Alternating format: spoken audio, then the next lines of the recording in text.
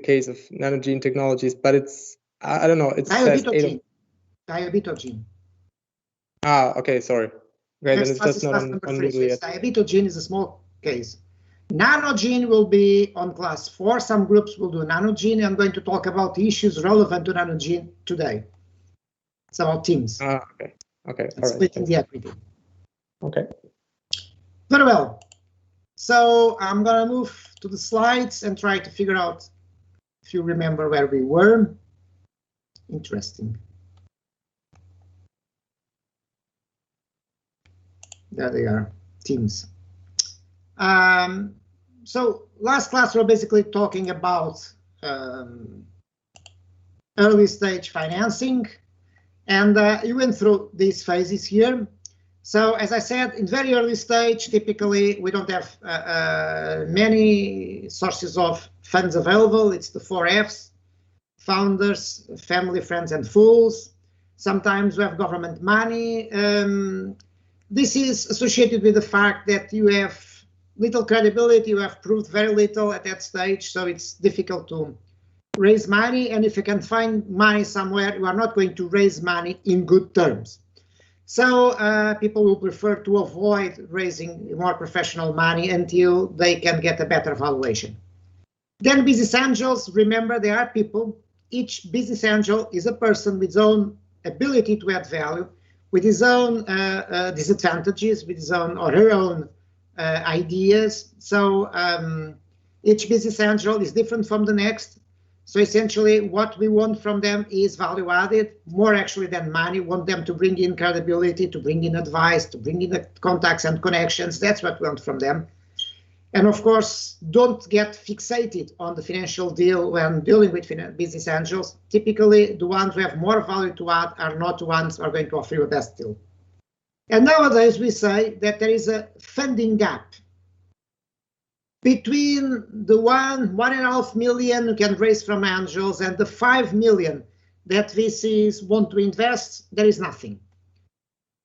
So many companies do one of two things. They delay financing until the very last moment, or basically what they do is to raise more money than they need and try to have very ambitious goals when raising money from VCs, and therefore they try to generate a very ambitious business plan to can attract the 5 million. But then being very ambitious on that regard increases the probability of failure. So here, that's where we have the funding gap between these small ticket of the business angels and the big ticket of the big VCs. It's hard to find an investor. Later on, here in this area, where you can have a situation where free cash flows from operations are positive, but you still have a lot to invest, which means that total cash flow is going to be negative. Maybe you have alternatives like banks, maybe you have alternatives like venture debt or corporations. And then once you start making money, then everybody loves you and it's easy to get some money. So another perspective on the same idea: as time goes by, your risk declines and the form of investors that you can find also changes.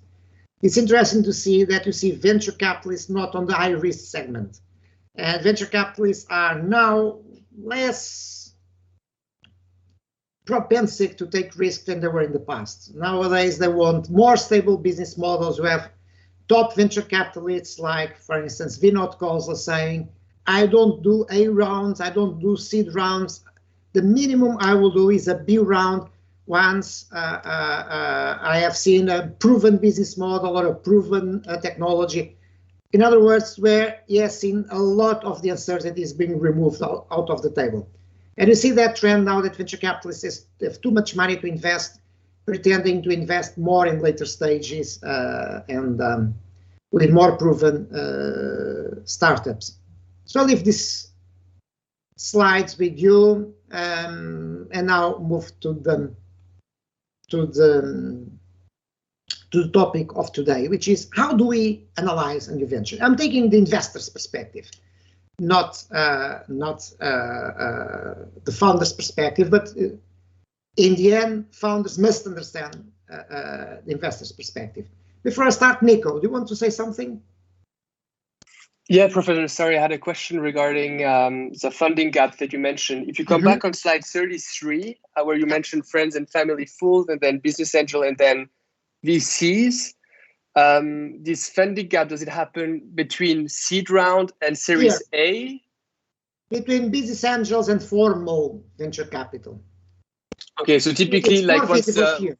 It's more visible here. It's this area here, what we call the funding gap. So typically, once there's the startup, if it's a tech startup, raise seed round of, I don't know, less than $1 million, and try to go then to look for their Series A. You raise, let's say, 1 or 2 million on Series A, then you need another 2 million on Series B or 3 million on Series B.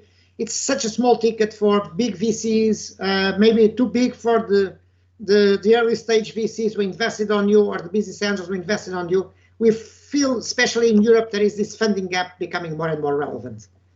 Okay.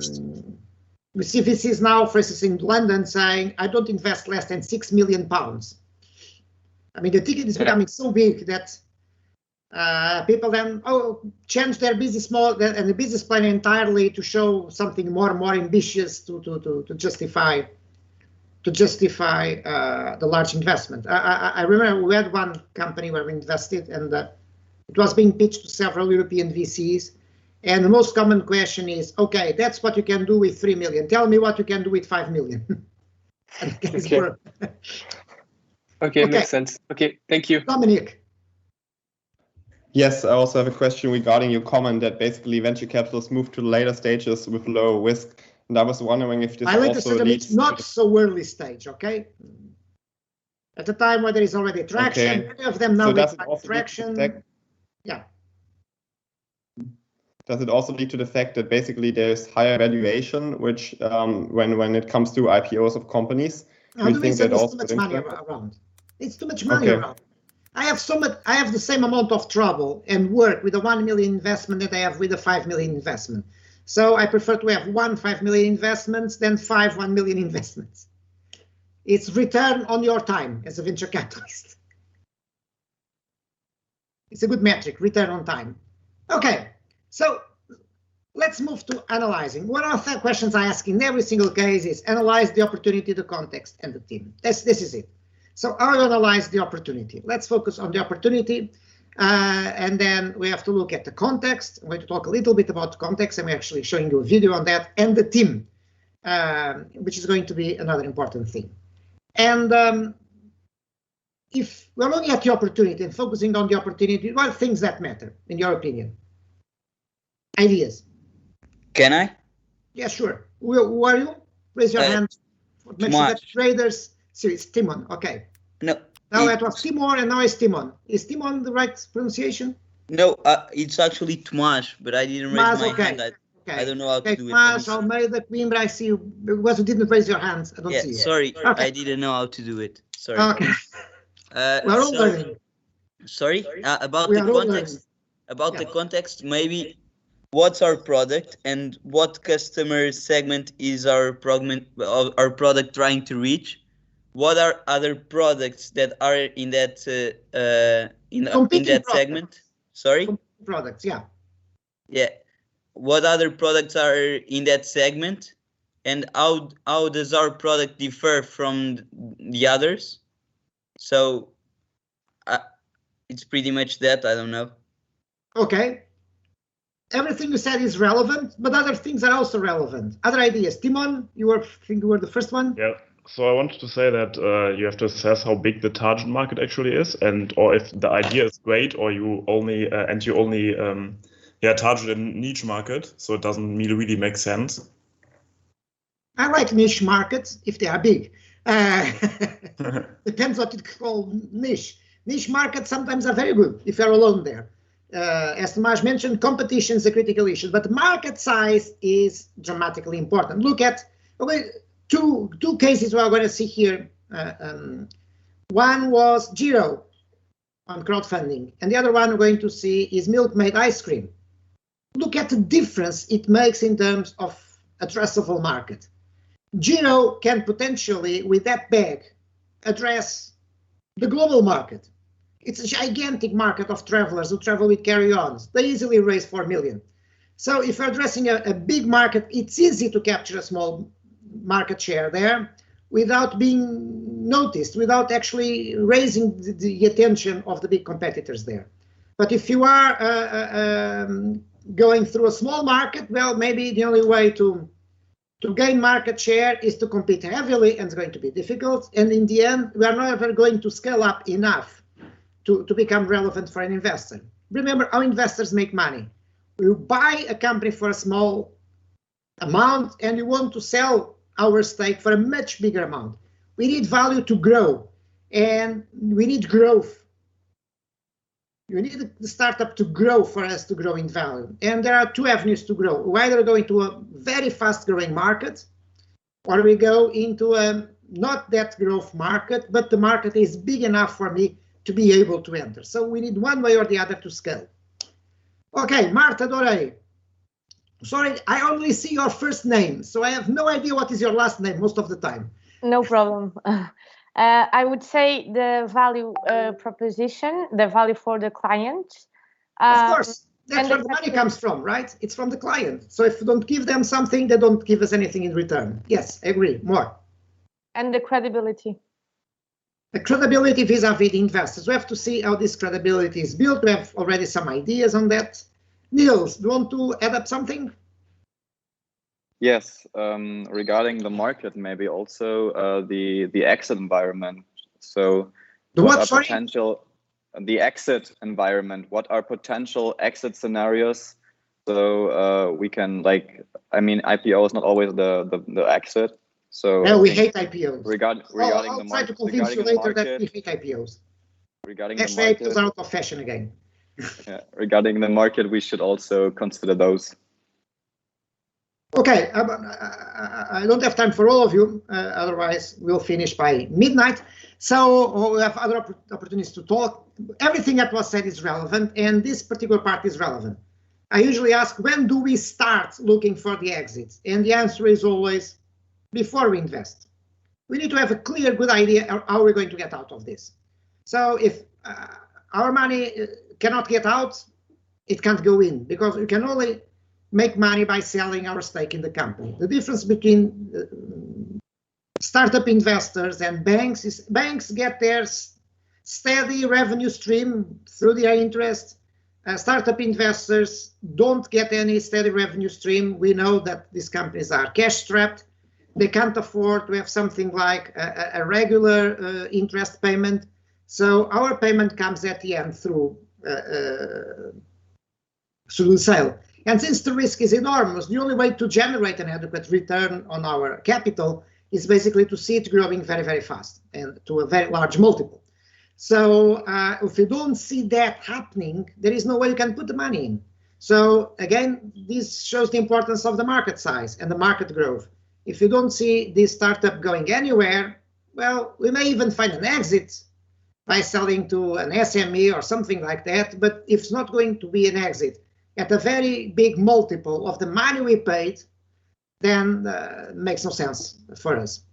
So essentially, when looking at the pitch, it's what is in this box on the right that people are looking for. We have to think how to structure a pitch. This is it.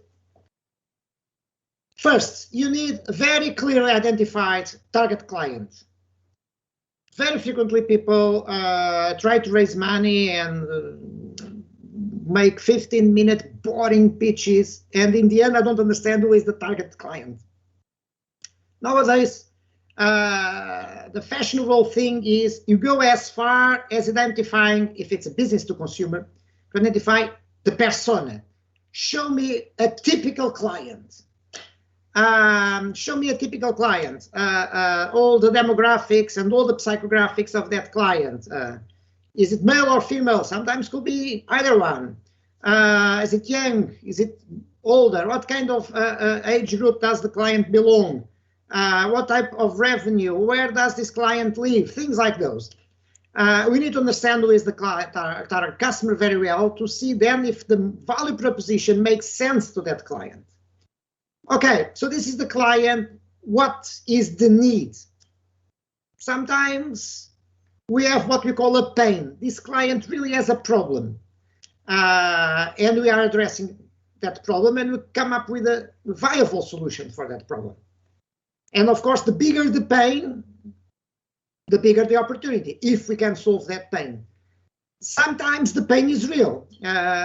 Something very, very fashionable now in the biopharma area is arthritis. So in some cases, the pain is real. Sometimes the pain is more than a pain, also in biopharma. The big thing now is immunotherapy for cancer. Come on, some cases, these immunotherapies are really the only solution to keep the customer alive and or to extend the life with quality of life for a considerable number of years. So these are strong needs. Other times, the needs are not really pains in the physical sense, but the client has a problem that you can solve, or sometimes we are creating a problem, so we are creating a need. Come on, when Steve Jobs came up with the iPhone, no one had the need for this, but by putting several things together on a single gadget, you solved several different needs and created a need for connectivity that didn't exist there before. And but in the end, that gadget solved a lot of people's problems. Nowadays, any one of us who have a smartphone can't live without it, because really it's very practical, solves a lot of different problems in a single small machine. So created a need that in reality is solving a lot of other needs. Then it's important to understand in which product category that it fills. So in other words, to understand what other products are there, as someone said very well. What other products are there? And as someone also said, what are the key benefits? What is the value proposition? Explain me very well what is new to the table. And then also, as one of you said, one thing people tend to forget is to talk about competitors. There is always competition. There is always competition. So let's understand what competition is there and why we believe that we are going to do things better than competitors. What makes us different? And being different is not necessarily good, as being innovative is not necessarily good, as being disruptive is not necessarily good. What brings in a relevant differentiation that's going to be difficult for these competitors to replicate. And very frequently the questions we ask to potential entrepreneurs are associated with replicability. Is show me really that what you're trying to do cannot be easily copied. And then, of course, besides looking at the opportunity, you need to look at the context in terms of regulation, how we expect it to change, in terms of infrastructure, in terms of the political context. For instance, in the US, the presidential election changed entirely the context for the environmental sector. The previous president was not exactly a big fan of the environment. The new president put a lot of focus on the environment, and for a lot of companies, it's changing the context in a very relevant space. Things that were allowed will not be allowed anymore, opening the opportunity for startups to come up with solutions that help those companies to minimize their carbon footprint and lots of other environmental problems. And if we expect regulation to change in a particular direction, this opens and closes many doors, so we have to be adapted. So creating a startup which is going to try to solve a problem that will be through a solution that will not be very viable in what we expect to be the foreseeable new context is not a good idea. So we have to take advantage to the way we expect the context to change, including the capital markets context. And nowadays, the capital markets context is a sword, very complicated sword, because it can fall on your head very rapidly. People say, oh, it's fantastic now. Valuations are out of this world, although this seems to be the second consecutive day of decline in tech valuations on the NASDAQ. So we know that valuations are very high, and when valuations are very high, you may expect them to crash. But in the meantime, people think it's a good idea to invest because if you can get out before the crash, you can get a very high valuation on exit. So this is the two-edged sword that people are thinking about. The team, we need to talk about the team. Half of this class is going probably to be around the team. And the deal, since we are going to have so many classes on deal, today I'm not going to talk too much about this. So this is it, the value proposition. As this is the first entrepreneur who got a no from a venture capitalist. It seems that his value proposition, called the will, was not as good in terms of serving the customer need as the guy thought. And typically, when this happens, they blame venture capitalists for not investing. I really like this one. So, how do you do analysis? Well, to begin, one thing I highly recommend you to read is on your Moodle, is Bill Salman's article on some thoughts on business plans. As I usually say, this course is not about business plans. I'm going to mention business plans occasionally. People have invested in startups without a business plan, and business plans are a very complicated document, sometimes with lots of, crap. But Bill Salman's article on the business plan, looking at different cash flow profiles and the typical problems that are associated with what we read there, is a very good read. A very good read on the opportunity, the context, and the team. So we are going to analyze the opportunity, we are going to analyze the team, and we're going to analyze the financial projections. They are so fun. Well, today we're not going to talk about those financial projections, but I'm going to tell you that very frequently, no one reads them, okay? And when people read them, it's because they're in a good mood and they're going to read those out of this world numbers with these gigazillions of sales in year 3 and a positive EBITDA of 77 megatrillion euros in year 5. We know all about that. But people go there for having a few laughs because the financials are a good place to see how realistic team members are. And if we see things out of this world, we think these people cannot be trusted because these people put crazy numbers here. They have no idea what their cost structure is going to be. They have no idea what the people they are going to need to hire and how much do they cost. They have no idea how difficult it is to generate these sales, how much the customer acquisition costs are going to be, etc. So if you one day you are an entrepreneur writing a business plan and put these gigazillion euros there, remember, some people are going to read it and they're going to call you nuts. So being realistic is not a bad thing. Showing that you understand what you're doing, that you understand the costs and the risks is a critical thing. Yes, Nico. Sorry, one more question regarding the financials. What would you prefer, a team that puts more, because you mentioned realistic, but then if the teams put realistic numbers, would you say that maybe, or say that they're not dreaming big enough to make it happen? What's a good in-between for the entrepreneur to do? You want a cynical view or an academic view? If you want the cynical view, is since VCs expect you to exaggerate a little bit, but be reasonable about your costs. They are probably going to look more at your cost structure than your revenue.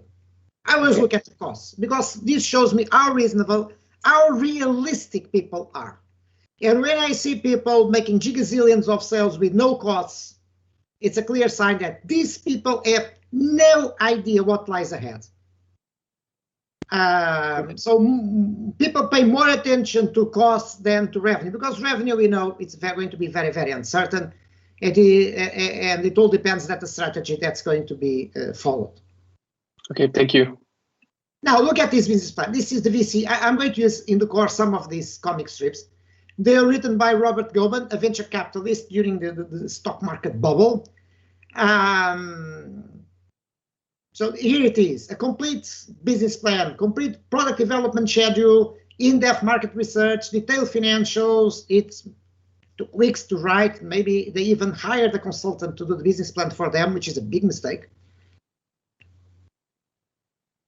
What is the part of the business plan that you may expect eventually investors to read? Yes, Nicholas. I would say maybe the summary, an executive summary at the beginning that the reader pays attention. Stop there. That's exactly. People are bombarded with business plans. They're not going to read most of them. Have no idea. I mean, we have what we call the venture capital business plan funnel, Of every 100 business plans that enter, 1 gets funded, but only 10 are actually read. So if you can grab people's attention on the executive summary, and this is a good place to think of the structure of the executive summary. If I don't see the value proposition, the target client, the market size, who are the competitors, why it cannot be replicated, and what are your competitive advantages against competition, we won't bother reading more. People are busy, they're not going to read more. So if you want to get investors' attention, you need to put that in a page and a half. You need to put a lot of substance there, and this is the critical things. It's not pages and pages and pages on market research. Is explain why you are addressing a relevant market. Explain why what you're doing is disruptive. Oh, come on, disruptive is a buzzword, and I hate buzzwords, but okay. Now I expect to use the word disruptive. Even those guys from Giro said that it was the most disruptive handbag in the market. So what do you mean by disruptive? Something that can change an industry or a market. Come on, not everybody can be an Amazon. Not everybody can be a Uber.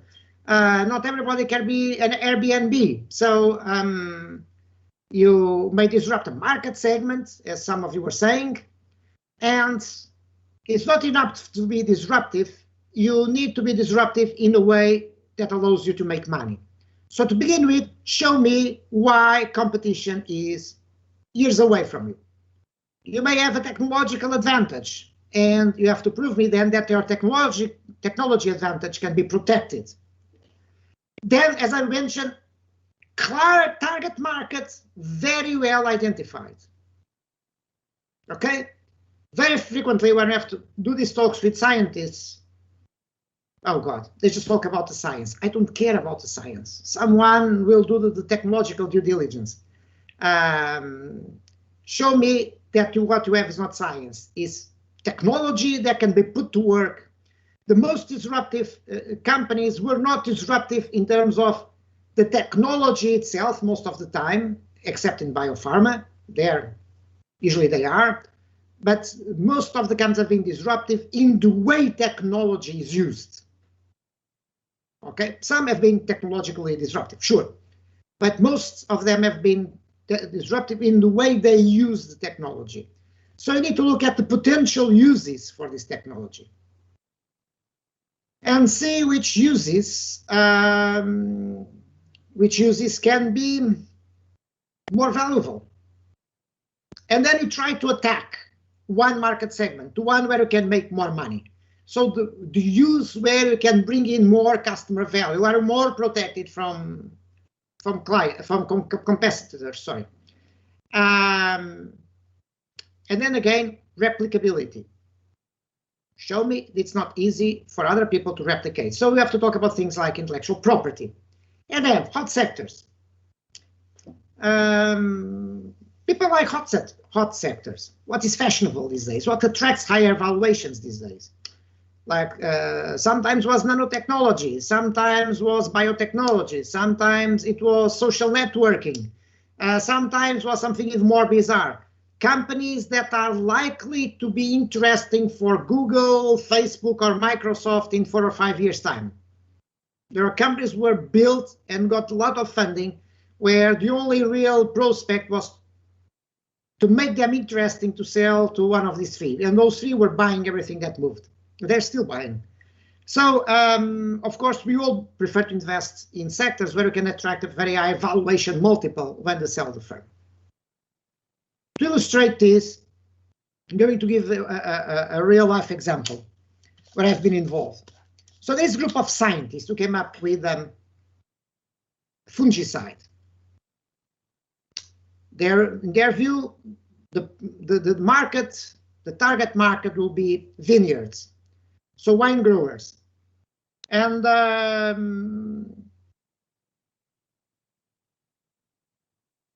what questions? So this is a new product. Their claim was it wasn't chemical. Everything is chemical. Water, H2O is chemical, but okay. But since it was made out of well, I'm not going to enter the details. Now there's a patent, so there's no problem. But basically, the source was vegetable. Well, a lot of the drugs you see on the pharmacy started with the synthesization of vegetables, but okay. And the guys say this is a very revolutionary product because it's not chemical. It can, it's derived from a vegetable. By the way, can only be grown in New Zealand, which is not exactly around the corner. But okay, what were the questions you will ask them? To see if this is just a science project. Anyone would like to ask them questions? So this is the idea. It's a revolutionary fungicide because it's vegetable-based, it's not chemical, and we think there's a huge potential to try to treat fungi in vineyards. Yes, Leon. Well, assuming that it works, the question would be if the customers are actually willing, like interested in buying these non-chemical products. Like, do they care about non-chemical products? That is a very good question. I will answer it somehow, but that's a very good question. So this question leads to another one. Okay, Marco. What is like the unique customer benefit, and what does it do better than the chemical competitor products? It's vegetable-based. Exactly, but what's like the benefit for the consumers? Is it like vegetable-based? Okay, so there's like no, because if there's no real benefit except for being vegetable-based, like the whole idea would not be making that much. They were not that clever. They were not that clever. Okay, give someone else a chance. Maxim. Yes, I would wonder if there's already any competitors doing the same thing already. Oh, there we are. There we are. What's that question? Of course, we knew the answer. And the answer was Bayer and Monsanto, which, by the way, are merging now. The relevant competitors who don't have a vegetable-based product, but they are omnipresent in the market, are Monsanto and Bayer.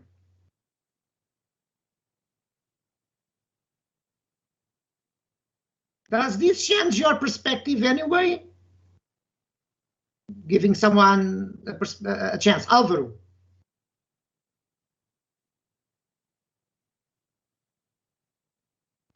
Hi, Professor. Wait, are you asking me the question if it changes my perspective? No, you can say what you wanted to say, and if you want to answer this question. Well, the first thing I would want to say is that yes, it would change my perspective, because if it's Bayer and Monsanto, that's saying that we're gonna have to compete versus gigantic companies with a lot of capital, and maybe that's gonna change my perspective. And second of all, in my case, if I didn't know better, it was immediately end of the story. Exactly. Well, I mean, a startup to compete against those bigger giants. I don't know.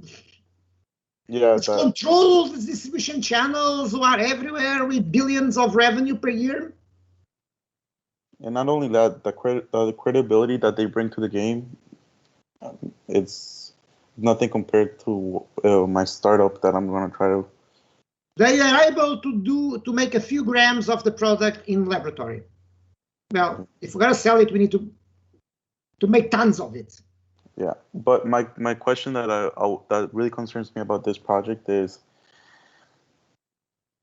the raw material that they're using, that is vegetable based, having any environmental impact? That means, is it? No. Do I have? It grows naturally in New Zealand, and if it's acceptable in New Zealand, environmentally speaking, God, no problem. Okay. Because you know that New Zealand is very fundamentalistic on those things. So maybe someone else who haven't spoke, maybe Jonas? Yeah, I think the relevant question to ask is like, what prevents Bayer and Monsanto from jumping on that train? Like, do the startup, do they have a patent or something that that makes it hard for their competitors to jump on that? That is a relevant question, and became a relevant question if and only if Monsanto and Bayer care. Why should they care about these guys? Why should they care about these guys? I mean, these guys cannot enter the market and fight big Bayer and Monsanto. So Bayer and Monsanto are not even going to notice them, because these guys are dead, unless there is something different on their value proposition. And very frequently,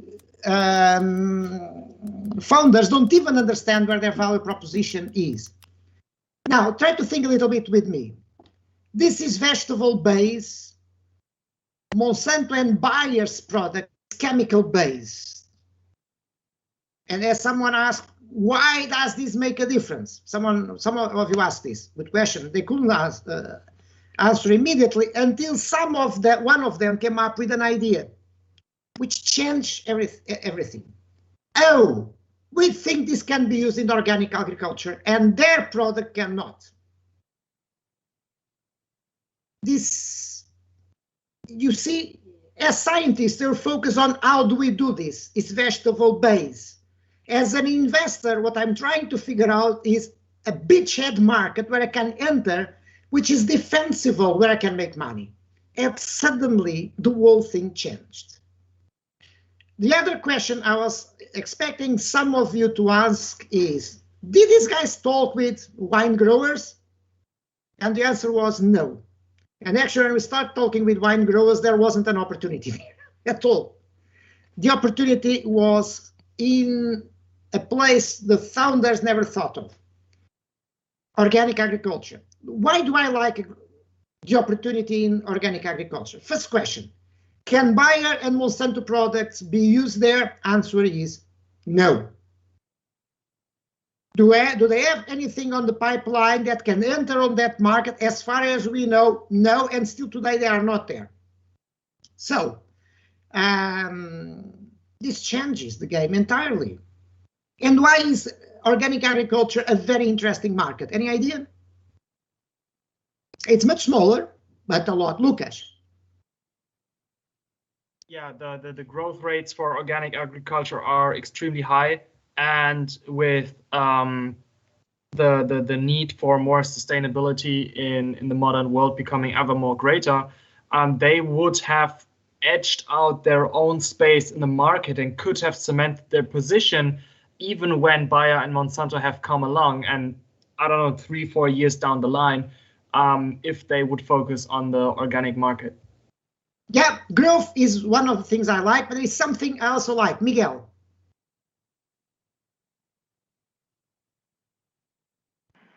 I was actually thinking, as Lucas, on people and the clients becoming more and more concerned with sustainability, which is in itself a potential for growth. They are organic farmers.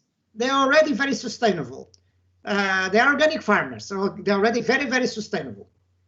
Whatever they do, well, those who don't cheat, because apparently in 40% of organic food, you find things which are not supposed to be there, but okay. But if they are sustainable, why this fungicide can have a tremendous impact? Remember, they can't use chemical fungicides. So if I can give them a fungicide they can use, why do I like this a lot? Tell me one thing. I'm a finance guy, so tell me one thing which is different in organic agriculture. Anyone? Maybe Michelangelo? Oh, we have an artist here. Yeah, I was thinking about the possibility of practicing a premium price in the market. There it is. Organic food, organic whatsoever, is more expensive. So if it's more expensive, every piece of vegetable lost because of a fungi costs these farmers a lot of money. So they're willing to pay more than the others. So the value proposition to these guys is much bigger than to the general market. And it's protected. So in the end, after considerable research on the market, the first use, because typically when we enter a market, try to find what we call a beachhead market, a place where it can be in the defensible position, where we can concentrate our resources before expand. Believe me or not, we're organic roses. Apparently each of those flowers costs a lot of money. So organic flower growers were willing to pay much more for the product than anyone else. So that's where they entered. And then they moved to strawberries and many other different things. So the idea is pick up who is willing to pay more for this. And by the same, said, well, simultaneously, I am protected by competitors. That's the first place to go. And then go to lateral moves, identifying other segments where we have similar situations. So that's how this company eventually ended, and now there are more than 30 million invested there. But the founders themselves could not have identified this market. So sometimes the investor have to help, have to help the founders to understand this. Then the second problem was, so in this particular one, had problems with IP, intellectual property. Now, most people, when you ask why people cannot replicate you, they say we have a patent. And I always give the same answer. The iPhone is protected by 400 different patents, more than 400, which proves that no one else can do a smartphone, right? Wrong. So nowadays, Apple is number 3 in terms of market share in smartphones. So, well, I don't know, Huawei is falling very, very rapidly. So the first issue is we need to understand who owns the intellectual property. It's a very complicated situation, very frequently. Remember one simple rule. If you work for a third party, for a big company, everything you develop as an inventor, you have the right to be called the inventor on the patent, but intellectual property belongs to your boss, to your employer. And this also applies to people who work and study at universities. And a lot of technological innovation comes from universities. So if you started whatever as a master's thesis or anything of that sort, believe me, your IP belongs to the university, which is not a problem typically in business students, but is a problem with engineering students. So in the end, there could be litigation, and university may claim we are the rightful owners of this intellectual property. But it's more complicated if you work in a corporation. You can't just move from one corporation to the other and take the intellectual property with you. You can't use anything that you learn on your previous employer, can be sued. By the way, there's a big thing with McKinsey now to fire a lot of guys they just hired because they brought intellectual property with them and they used it. So you have to be careful about these issues and make sure that you know who are the owners of the intellectual property. And it's not the owner that is listed on the patent, because very frequently we have you have situations where litigation happens because someone claims that is the rightful owner of the intellectual property. One thing I recommend you to watch is the TV series Silicon Valley. It's a very well done comedy, very well done. Most of the things they address as a comedy, but they are incredibly realistic. Up to the point where their most prominent business angels in season 2 and season 3 look alike, like Peter Thiel and Elon Musk. They have to kill one of them because apparently they were being threatened to be sued. That's very, very realistic. And one entire season is devoted to intellectual property. So these guys are developing software that can do data compression apparently better than anyone else. And it is found that they started working on it while one of them was still working for the previous employer, and the previous employer sues them saying that they own the intellectual property. You saw the lawsuits against Mr. Zuckerberg by the Bitcoin twins, as they are called now, because of the intellectual property of Facebook. IP is the only thing left on the startup. So if VCs don't feel safe about owning the intellectual property, there is no way they're going to invest, because in the end, if everything collapses, the only thing left is the IP. And if you invest a lot of money, then you lose the IP, it's going to be a serious issue.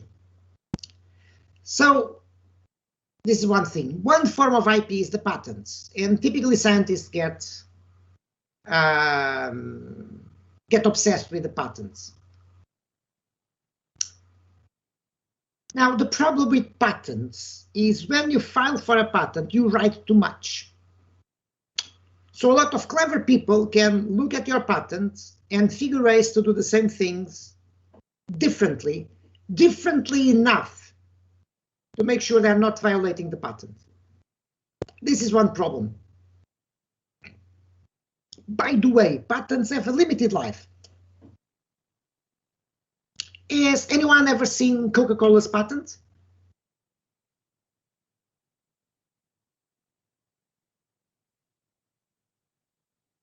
Have you ever seen Coca-Cola's patent? Is Coca-Cola, Alessandro? Yeah, they don't have any patents for. So anyone can copy them, right? Yeah. No.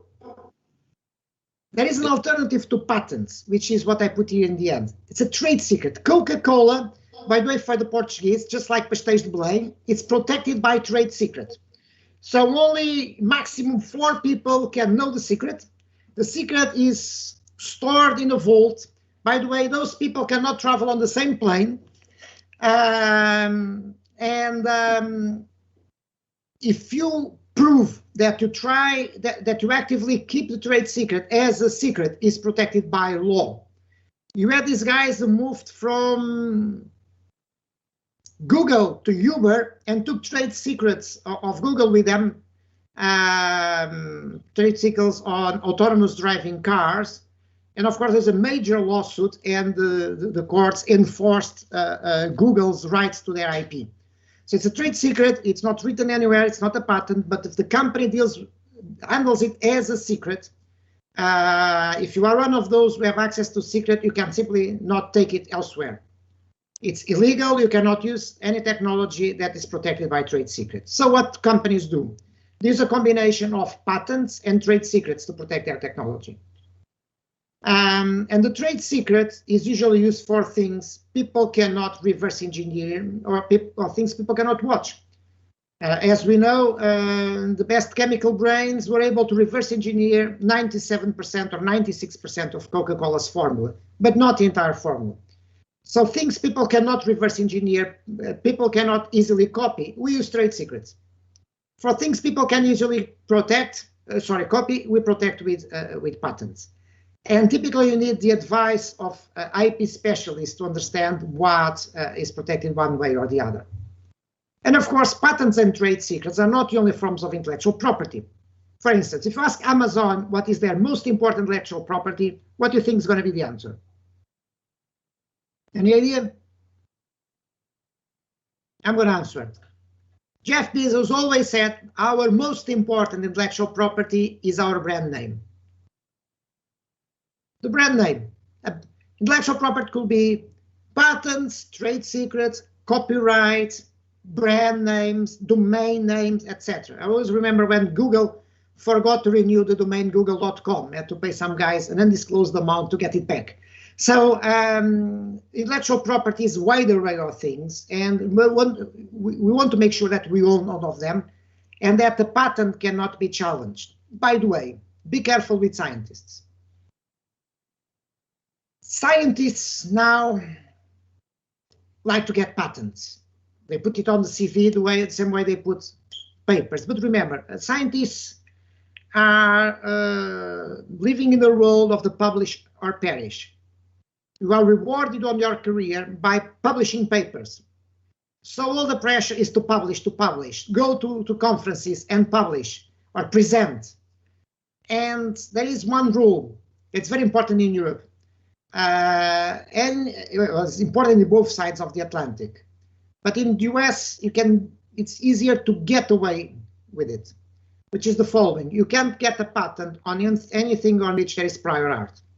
For instance, I cannot go to the European Patent Office and try to get a patent in the molecule H2O, because everybody knows about the molecule H2O. There is plenty prior art on water. So prior art is anything that is being published on whatever technology you are trying to protect. It will be a molecule, that's typical on the drug industry, it could be any other form of technology. So if you wrote on it and whatever you wrote was made publicly available, could be a thesis, master thesis hiding on some library, could be a PowerPoint presentation that someone found on Google, via Google. If you have disclose your technology before getting the patent can be invalidated because the patent was based on something on which there is already prior art. So intellectual property is a major issue. And patent litigation happens every day. And this is it. I was sitting for some time on the board of directors of a biotech firm representing a group of investors.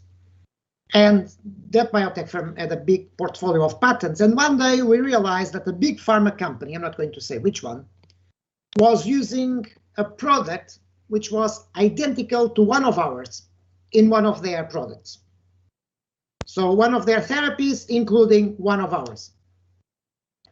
The CEO wrote a letter to Mr. Big Pharma. We have identified that your product whatsoever, you are using our molecule protected by patent number whatsoever, and we would like to discuss this issue.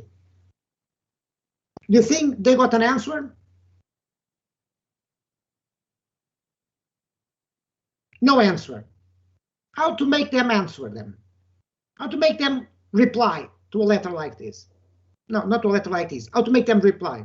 To a letter like this, they will never reply. How to make them reply? Any idea? Yes, Marta. To sue them? Yeah, it's simple as that. Now, there is a problem. You are a small startup. Can you afford it? No. Can you afford the lawyer bills they are sending on you? Of course not. Well, the investors have to agree on spending money on litigation. So once they got a letter with the stationery of a big law firm in London specialized on IP, they realized, oops, these guys, which we thought were penniless, they have money to litigate. So let's answer. They answer the lawyers, never answer the CEO. And in the end, what thing happens? They ended up getting what they wanted. They got the product. They got the right to use the product. So they got the right to use that patent and paid a small royalty in return, because what will be the alternative is to drag things in courts, and we know they have bigger pockets. So if your best answer for they can't copy me because we have a patent, think 3 times, because very frequently this is not the case. So now that we discussed a little bit, remember this. You need to look at the target market, look at possible uses, focus on the most valuable use, and keep the other ones as expansion opportunities. For the guys in finance, keep options open. Keep options. These are real options, really. Actually, the way we do valuations in this area involves a lot of real options. Keep options to expand in different market segments, but go to the first one in full force. You don't have many resources, so go with everything you have on the most valuable use. And then as time goes by and you start generating revenue from sales and you get more rounds of financing, expands to the other possible uses. And remember, hopefully you go to places where competitors cannot react. Otherwise, you can be like Lyft. Lyft, the ride-hailing ride-hailing app. You had a brilliant idea. You identified the right business model. Then guys who didn't believe on you called Uber, start mocking you and say you're going anywhere. Then Uber realizes that your business model makes sense. They copy you. And then Uber becomes bigger than you. And apparently, barriers to entry and barriers to do are not that big. Now, Lyft is fighting back. And in the US, Lyft is again growing and stealing market share from Uber. So very cutthroat market where no one so far has shown the ability to build significant barriers to entry and significant competitive advantage. While Mr. Jeff Bezos, when he entered books, he wanted to sell stuff online. It focused on books because one of the reasons to focus on books, besides finding a most clever way to manage the cash cycle, was because they understood that competitors had a brick and mortar mindset and were not able to react appropriately. Barnes & Noble tried to go there and kept thinking as a bricks and mortar company, not as e-commerce player. And as such, they didn't invest on the tools to understand the client and to develop the logistics. So, okay, what do you want to know about the market? How relevant, how big, how attractive, how easy it is to enter. How fast is it growing? Remember, there are two options. Enter a very big market where competitors are not that big and not that relevant, or enter a fast-growing market and you grow with the market growth. If you go the first route, you need to gain market share. People are going to notice, because the market share you're going to gain is going to be lost by someone else. If you ride on the growth, you can easily grow without being that noticed. You just go and ride the wave, nothing else. Remember, what share of the market can be captured is a very good question. And usually the answer is depends on how powerful your value proposition is and how you are pricing the product. And then always have an eye on competitors. Always, always, always. Then the client, and we have two different situations, business to business and business to consumer. In business to consumer, as I said, now the fashion is identify me the persona. What is the kind of person that buys this? What needs can we serve for that person? What is the pain we are solving? How can we market this? And then depends on your marketing perspective. You have 4 Ps, 5 Ps, 7 Ps. One thing which is inflation is being good is in marketing, the 12 Ps. Price, product placement, etc. This is not a marketing course. Then, critical issue. Clients are a very expensive commodity. How much does each customer cost? Most of the time, I see entrepreneurs very, very myopic about customer acquisition costs. You go into business to consumer, how much does it cost to attract every single client? And at the beginning, it's going to be stratospheric. I'm going to spend a lot of time and money trying to acquire customers. I'm going to get very few customers. So the average cost per customer is going to be stratospheric. And you need to bring this customer acquisition costs down, which involves trying to gain via economies of scale in marketing, or finding cheaper ways to get clients. Sometimes people tell me, oh, I'm going to just attract clients to my website. I'm going to sell via my website. Yes. And how much is it going to cost to attract people to your website? Do you have any idea? And don't give me the answer that we're going to pay for the right AdWords, because everybody pays for the right AdWords.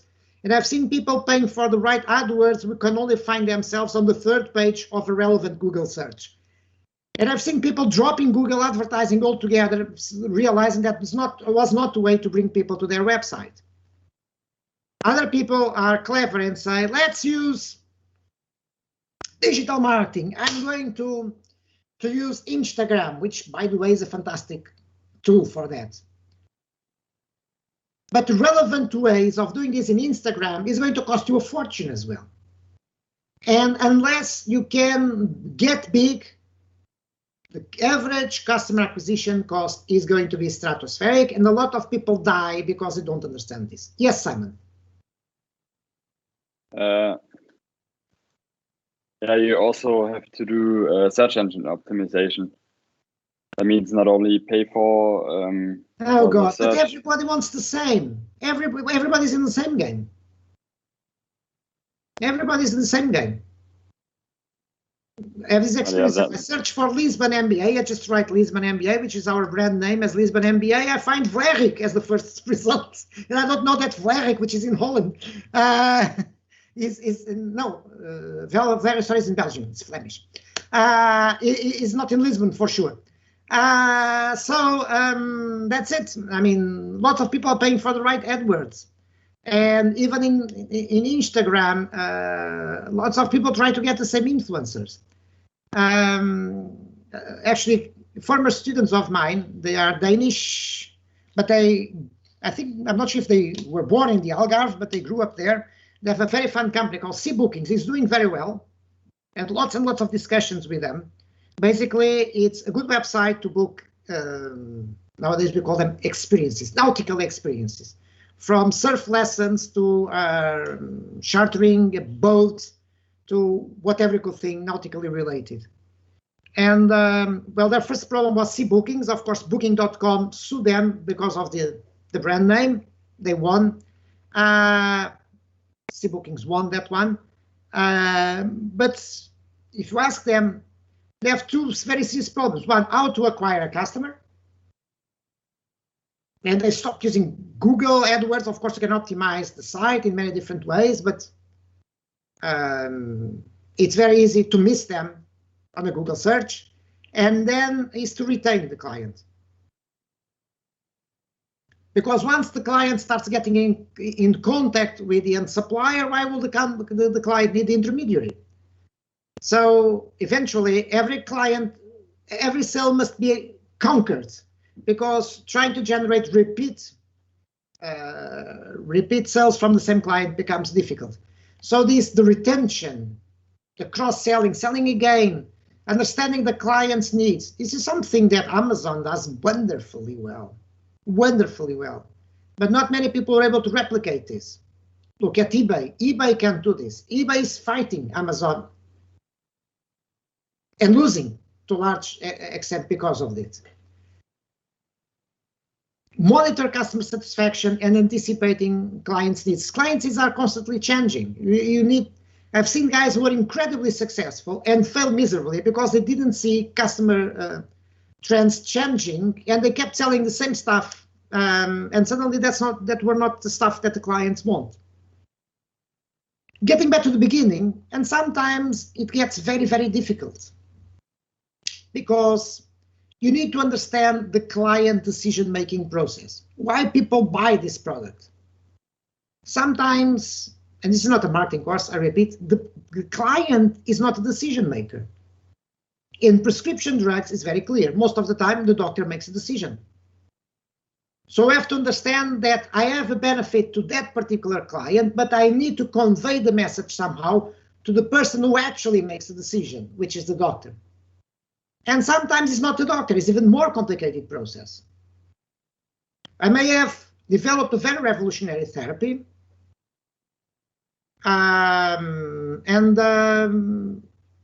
the decision is not made by the end client, unless the end client can afford it. It's sometimes not made by the client's doctor, it's made by the client's insurance company, will or not approve the therapy. So I have to deal with all these people. Do I understand I need to deal with all these people? And actually, we have on hands a startup where we may have this problem. There's a very revolutionary therapy, raised money from Kozla Ventures, is doing incredibly well, doing the clinical trials in the US. But since it's a more expensive therapy, although very effective, we have probably to negotiate this with every single insurance company, which is a nightmare. So you have to understand the decision-making process. We sometimes, and this is what we call a business to consumer situation, where there is some business between us and the consumer. And you have to understand how this business works. This business is in between. And sometimes in a business to business environment, we say, well, it's fantastic. Value proposition can actually sometimes be measured. If I say that I have a revolutionary solution that can help my clients save 30% of their energy bill, I can quantify how much they're going to save per year, and can actually compute an NPV or how much value I'm adding to them if they buy my product. However, in business to business, I need to understand who are the people that are most likely to support buying my solution. Remember the following. People are not fired from keep doing the same thing as the competitors are doing. But they may be fired if they adopt a solution from an unknown startup and then that solution fails. So the decision maker is taking a lot of risk buying from a startup and may be risk averse. So how do I understand on a client by client basis who is the right level of the organization to address and who are the people who are easier to convince and how to gain the credibility with them. Sometimes we have a solution like, it's an example which I've seen happening. I can cut the IT expenses on a particular company. And basically, the kind of cost I'm going to cut is human. I'm going to automate something which is now done by humans. And I'm going to talk to every IT director and saying, I'm going to save you 40% of your expenses. The odds are the IT director feels he's more powerful if he has more people working under him or under her. And some of those people that are going to be fired are his friends. So addressing this to the IT manager is probably, or the chief information officer, is probably the wrong place. And very frequently in discussing business-to-business situations, I kept asking the question, where in the organization you think that you can make your value proposition be accepted and validated? And it's very frequently a challenge.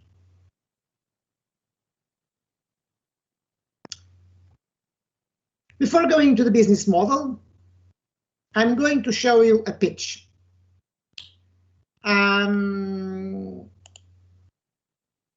It's one of my favorites. I've seen many pitches in my life, and this is probably ranking in terms of quality of the pitch, I would say 90%. So probably I've seen 10% of the pitches I've seen are better than this one. So 90% are worse, okay? We're going to see a potential entrepreneur talking first to a business angel and immediately afterwards talking to 3 business angels. Sorry, early stage venture capitalists. The business angel is a very well-known business angel. All of you know him. And one of the VCs is a very well-known VC. It's Early Bird. Early Bird is a very good US early stage VC. So I'm going to put the video. Hopefully you get everything, including the sound. I checked the sound. So let's see if you can watch and hear it. And then I'm going to ask one question. What do you like about this? I'm not going to ask what you don't like. I'm going to ask what you like about this pitch. So there it is. I've got some business idea that I just want to tell you about, and I'll be a fool if... Very quickly. What is the most popular thing in the world? Music. No. Tell me. Ice cream. Okay. Everyone has it. And what is the problem with ice cream? I have no idea. It drips. Okay. So my idea is what? To make a drip-proof ice cream. No. Oh, that's a fucking brilliant idea, this. All right, whatever. You ain't going to come out with that, though. No, I promise you I won't. Well, my idea is to come out with just like these ice cream gloves that make the ice cream not go on your hands and make it all well sticky, and also keep your hands warm. Okay. When you was eating the ice cream. Okay. Is you in or is you in? Okay, well, it sounds like a good idea, and I hope you make a lot of money. Good luck, folks. It's been nice seeing you. You take care of yourself, okay? Well, is you going to be in on that? Well, it sounds like an interesting... We've got like P. Diddy is going to be in it. Good.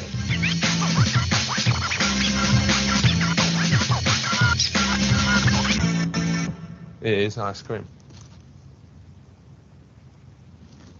Do you want me to eat this? No. No, okay. What's my idea? Lay it on me.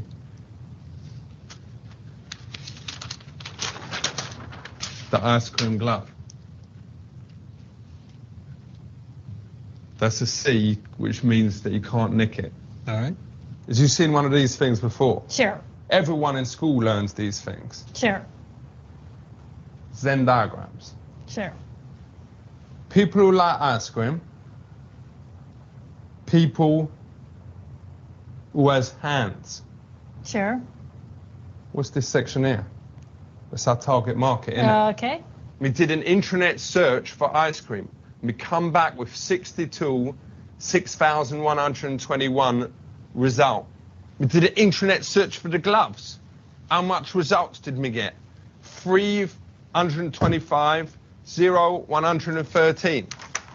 So you times those together, what does you get? This is just people on the internet looking in. 203 zillion, whatever, 496,400, and then a 1. Check this out. If all those people bought one glove at $19.99, just one glove, business would be worth, wait for it. I'm waiting. That much. That is such a big number, couldn't fit it that way. That in English, 34.6 million billion dollars. Okay.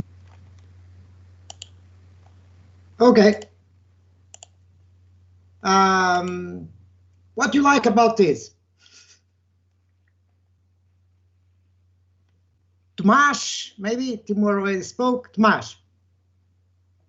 Although it might sound silly, he shows that there is a need, so there is an opportunity, there is a target market, a big one, and he came up with the financials for it. I don't know. Okay, look at his speech to Trump was entirely based on one thing. What is?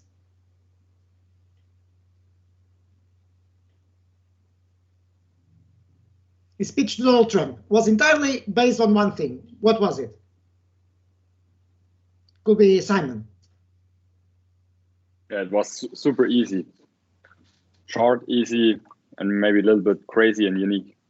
You know, but what was his talk about? The value proposition. Now, we may disagree on the value of that value proposition. And Donald apparently didn't like it. Actually, the third venture capitalist liked it, the last one, the one with the glasses. But the first thing was value proposition. And then when presenting to the VCs, as you were saying, was now identifying the target market, the intersection of two sets, people who has hands and people who like ice cream, very well-defined target market. I know immediately what is the target market.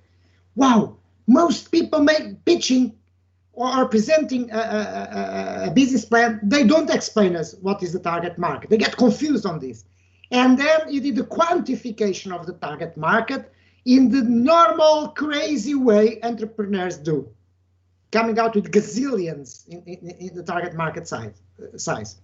But essentially, these are the three key elements. Maybe because they wanted to look credible, they followed a very academic approach, but which is perfect. This is it. This is it. Okay, you may say you don't believe there is a strong value proposition there, and I agree. And happens very frequently, and it's the same with business plans, that good presentations, good pitches, good business plans are made on situations where really the opportunity is not good. So a good pitch is different from a good opportunity and vice versa. I've seen people pitching disastrously good opportunities. I've seen people presenting brilliantly in a very organized way, very lousy opportunities. So don't get fooled by the way people present by the business plan or by the pitch. You need to go to the root of the problem. But essentially, these are the key elements. Of course, he didn't mention the competition. I would love to see what he has to say about it. Okay, moving on. The business model. Well, we already started a long time ago, so probably I'll break here instead of moving on to the business model because we are going to spend some time on this. So shall we break for 15 minutes? Let's say coming back at 10 minutes past 7. Is that okay? I'm not asking, I'm a dictator. Okay, so let's go back at 10 past 7, okay? Yes, thank you. Thank you. Okay, sure.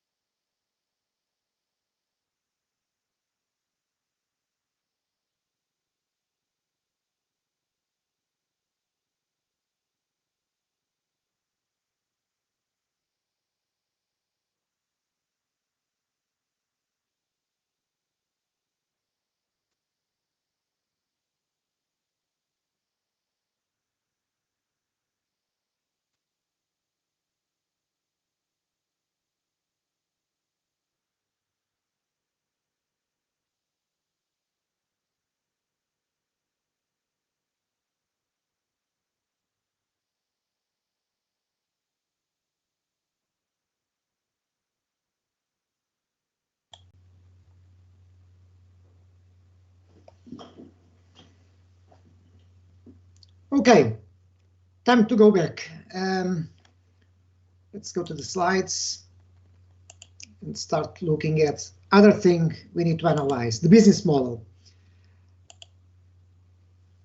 Some companies were started without a clear business model. YouTube is the classical example. We'll find out a way to monetize this. In most cases, you need to understand if the business model they are trying to implement makes sense. It's the right way to capture value on that particular startup. And there are many different business models already mentioned here last class. The subscription model, there are simple business models like you have something to sell and it's a price per unit sold, pretty simple. Other times we have to find more complicated business models, the Gillette or the Hewlett-Packard business model where you sell your main product very cheap to generate scale and generate a big, large number of clients. And then you sell the consumables at a high price, razor blades in the case of Gillette, the ink cartridges in case of Hewlett-Packard, or sometimes you need to create more complicated business models. Yeah. So let's, for instance, think on network companies, which is now very fashionable. LinkedIn is a very interesting example of a company with a great adaptability on its business model. When LinkedIn started, what was, how can I put it? Where was the biggest, or where was the value of LinkedIn? Where they expected to add value and who were their intended clients? Anyone has any idea? Faustino. Hi, I would say that their value and would be the potential data that they could get from the platform, and also the ads. Oh, the ads, it's something interesting for us to discuss. But data, if you get all the data on all people who have higher education or have particular skills and can sell that to many different people like talent managers, HR departments of corporations, well, you name it, headhunters, you have a lot of potential there. Now, data is the core of the business. That's where the value of the business is. Let's hear someone else. For instance, Nicola, I'm not sure if you already spoke. No? Okay. Maybe Rodolfo? I would say the value proposition is to be the first platform that connects the professionals. So instead of being like a Facebook or an Instagram, to be the first professional platform. Very interesting. That is the value proposition, because apparently you and Faustino are saying different things. That is the value proposition to whom?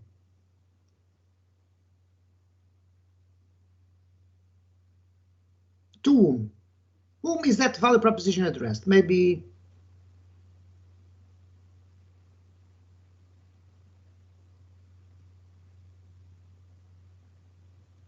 Ricardo, what do you want to say? Ricardo. Yes, Professor. I was thinking as you said before, that Apple created that need for connectivity. I would say that maybe LinkedIn has brought that need for connectivity to a different target, so professional. They kind of satisfy the need of connectivity between professionals. So, we're talking about two value propositions. First, we talk about the data. The data is the core. I mean, I can sell this data to a lot of people for a lot of money. However, in order for this data to be valuable, I need a lot of people there. I need a gigantic network there. So I need to have a very good value proposition for people to join the network, and I need to induce people to join the network. So am I going to charge these people to put their names there and their CVs? If I do so, probably a lot of people will be deterred from entering. So typically you go through what we call a freemium premium model. It's freemium. In other words, you pay nothing to join the network.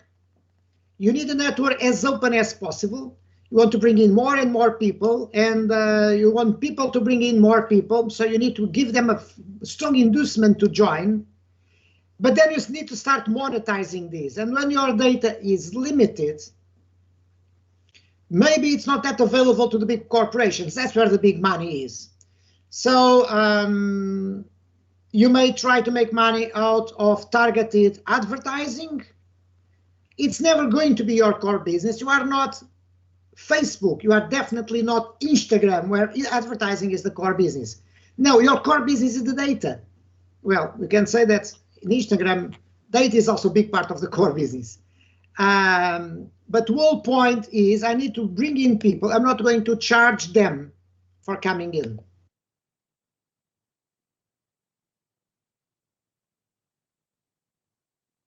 Sorry, if I do so, if I do so, I will never get a big enough database. And then I need to find ways to add value to these users. Never confuse customers with users. Instagram has plenty of users, very few customers, compared with the number of users. Customers are people who pay us. In LinkedIn, then they try to create ways to make people get premium accounts, so add more value, make people understand who's searching them, what kind of company profiles are looking at them, etc. So they're trying to find multiple sources of revenue. As they evolve, they were creating new ways of add revenue. And now advertising is part of the business, the premium model is part of the business, but the core business is still selling the data. And the critical thing is you need critical mass on these networks. Either you are Facebook or Instagram or Pinterest. You know, Pinterest started with wedding pictures and then expanded from there. But you need to find ways through which people will easily enter, and you cannot make barriers for the users to enter to get these network effects where the value is. So these are complicated business models that we have today. You need to learn how to deal with it. We will to deal with them. At the end of the day, we need to understand if this company is maximizing the value they are extracting from clients. Are adding value to the clients, that's the purpose of the value proposition, but then want to extract as much value as possible. And sometimes the business model is a disaster. For instance, this business model here, the second one, that has been used by software companies, proved to be a disaster. And I've seen it happening. You sell licenses, and then on top of it, you may sell some maintenance fees. And the only way to keep people buying from you is, let's say, every 3 years, sell a new license. Sell a new software and force people to buy a new license. And I've seen situations where that wasn't that easy. So after selling the software to all the relevant clients on the target market, you have no more sales of the product. You are stuck with just maintenance fees, which are very much lower. So your recurring revenue goes down. And for instance, Microsoft, when they understood this, they moved to a subscription model where people have to pay every year to use the same product. So sometimes we have a very clever value proposition, but a lousy business model, a business model which doesn't allow for a sustainable recurrent revenue. So this is what we're looking for. So there is no clever way of looking at this, like racist, idiotic things like business model canvas or anything like that. The business model very frequently has to be adaptable and has to adapt to the stage of the venture where we are.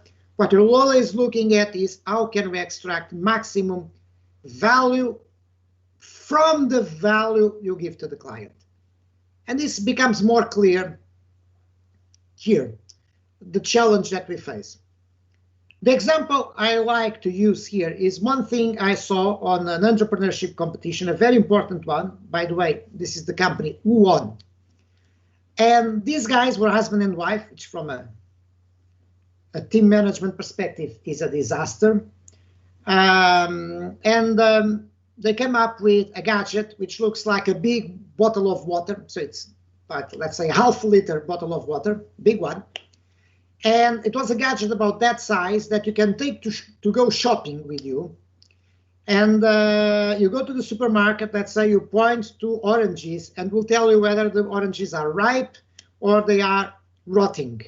You can do the same then to bananas, etc. That will never buy a rotten piece of fruit ever again. Assuming that the technology worked, and I'm assuming that, what will be the questions you're going to ask this entrepreneur?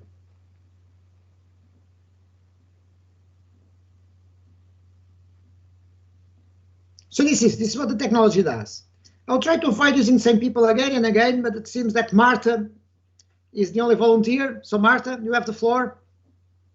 Probably if customers will need that, or... Don't ask the entrepreneur. Don't ask the entrepreneur. The entrepreneur is going to say so. So think by yourself. Will you want to have something like that going shopping? Exactly, that's the question. And I would say no. Don't ask the entrepreneur. Think about yourself. So you say no. I'll bet you don't shop. So someone who never spoke, Miguel. Hello, Professor. Maybe who are we going to sell that product? To the clients themselves, the ultimate client, or yes, to the supermarkets? That was the idea, business to consumer. Okay, okay. Maybe Miguel, because all the other people already spoke already, except maybe Madalena. Okay, Miguel. What will they ask this guy? I have just spoken, Professor. Madalena? Yeah, I would just say on the long term, maybe, because if I go shopping and I understand how the machine works, maybe I can do it by myself in the future. Assuming I would buy it, because I don't think I would. But maybe I would learn how it thinks or how it works, and I wouldn't need it anymore. From what you say, I think you are all skeptical about the value created to the customer. Timon, any idea what will you ask this guy? I'm going to tell you a very clear question which is in my mind. Yes, Timon. So for sure, I would ask how much it costs us to produce the device. And also how much we can sell it, I have answers for you. He was very definite in the answers he gave. He is going to sell this for 80 euros per unit. And the manufacturing cost of this in China is 40 euros per unit. Okay, sounds good. Sounds good. When I heard this, I said, there is nothing here. I disagree with the jury who gave them the first place. By the way, this never happened. And this was one of those international juries involving the MIT. And I said, there is nothing. With that answer, there is nothing here. And I'm going to explain you why. Suppose that your production cost is 40 euros, as he's saying. And by the way, most of you are skeptical about the value created to the client, right? If I say 80 euros, raise your hands, all of you will purchase this for 80 euros. Oops. None of you values this more than 80 euros. Yeah. So that was one problem, but the real problem is the following. When he says 80 euros, and when analyzing business plans and analyzing business proposals, we have to look at these small irritating details. Is this 80 euros with or without VAT? Because I like to say that in Scandinavian countries, and I define Scandinavian countries as countries with more than 20% VAT rate. So I am in Scandinavia right now, as you can imagine, because I'm living in a 23% VAT rate country. So in places like these, VAT has a tremendous impact on the final price paid by the client. So does the 80 euros include VAT or does not include VAT? Because remember, what we get doesn't include VAT. What the client pays includes VAT. So you have 23%, nobody knows where it is, which can make a huge difference. Then on top of the production cost of 40 euros, we have to bring that product from China, right? We have transportation, logistics costs. Then when this product enters the European Union, it's coming from China, has to pay duties, right? On customs. Then we have someone who manages the importing of this product, which is be a wholesaler. Well, this wholesaler is going to be responsible for generating demand, from generating awareness, is going to be responsible for managing a network of retailers. So this company is going to require what, 30, 40% margin just to pay for all its expenses? Remember, part of the expansions are the marketing. So part of this 40% is going to pay for the customer acquisition costs, for part of the marketing. So we have 40% on top of it. Then there is a retailer. The retailer also owns 30% or something margin. God, we're at our 40 euros now compared with the 80. I think my total cost right now is already above those 80 euros when you put everything together. And then you have the VAT. So we have to remember all these things. The price we get on the business plan, the price the venture gets, is not the price the client pays. There are VATs or sales tax in the United States, and there are lots of costs and intermediaries margins between one thing and the other. In the fungicide, I already mentioned, what we get as our price is 1/3 of what the client pays in the US. It's 1/3 of the retail price over there. The other 2/3 are spent on taxes, are spent on logistics, and are spent on the wholesaler and on the retailer margin. All those people need margin. So it's sometimes that people forget about these very important things. And then, of course, if I have these costs, this is the value created by the innovation. If there is a positive spread here, if there is a positive margin here, this innovation has some value. However, there's a problem. Usually it takes several years to get here, because usually when we have insufficient scale, our production cost per unit is very high, and our customer acquisition cost is also very high. So you need to estimate where these two things are going to end, because we're going to need scale to bring these costs down, these unit costs. This cost per unit sold only gets low after I reach a significant scale. Only after significant scale, my marketing costs per client are low, my production costs are low. And don't remember, it's not just scale in itself. Manufacturing costs depend not just on potential economies of scale, they depend on something what we call learning effects. The more I've produced of one good, the more I know about its manufacturing process, the cheaper it gets to manufacturing. So I need to have produced a lot until I can bring my costs down. So I need to think not on today's costs, but where the costs could be in 3 or 4 or 5 years' time. That's the challenge. And I need to understand how big scale do I need to be able to bring these costs to something reasonable. And then I have to make a very difficult decision, is where do I going to put my price? Because my price splits this value between two people. The value that is given to the client and the value that is appropriated by my shareholders. My shareholders are going to capture this orange thing down here. So whatever business model I find, whatever way I find to charge my clients, I need to capture as much as possible. However, if I try to capture very much per unit and leave clients with very little benefit, okay, I'm capturing a lot per unit, but I'm going to sell very few units. If I try to bring the price down, I'm going to sell a lot, but I'm going to make very little money per unit. And this is a very difficult game to play. And I've seen startups, some of them famous, were destroyed because they priced their products wrong, or they found the wrong business model. So this is an area where we need a lot of attention.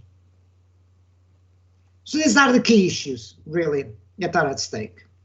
Now, people, going to the team. Let me again ask questions and give opportunities to people who never spoke. Come on. Right now, we have failed probably 2/3 of the class because I never spoke. And I don't like to fail 2/3 of the people. I'm happy when I fail just 55% of people. I don't need to fail 2/3, 66. So tell me what we want from the team.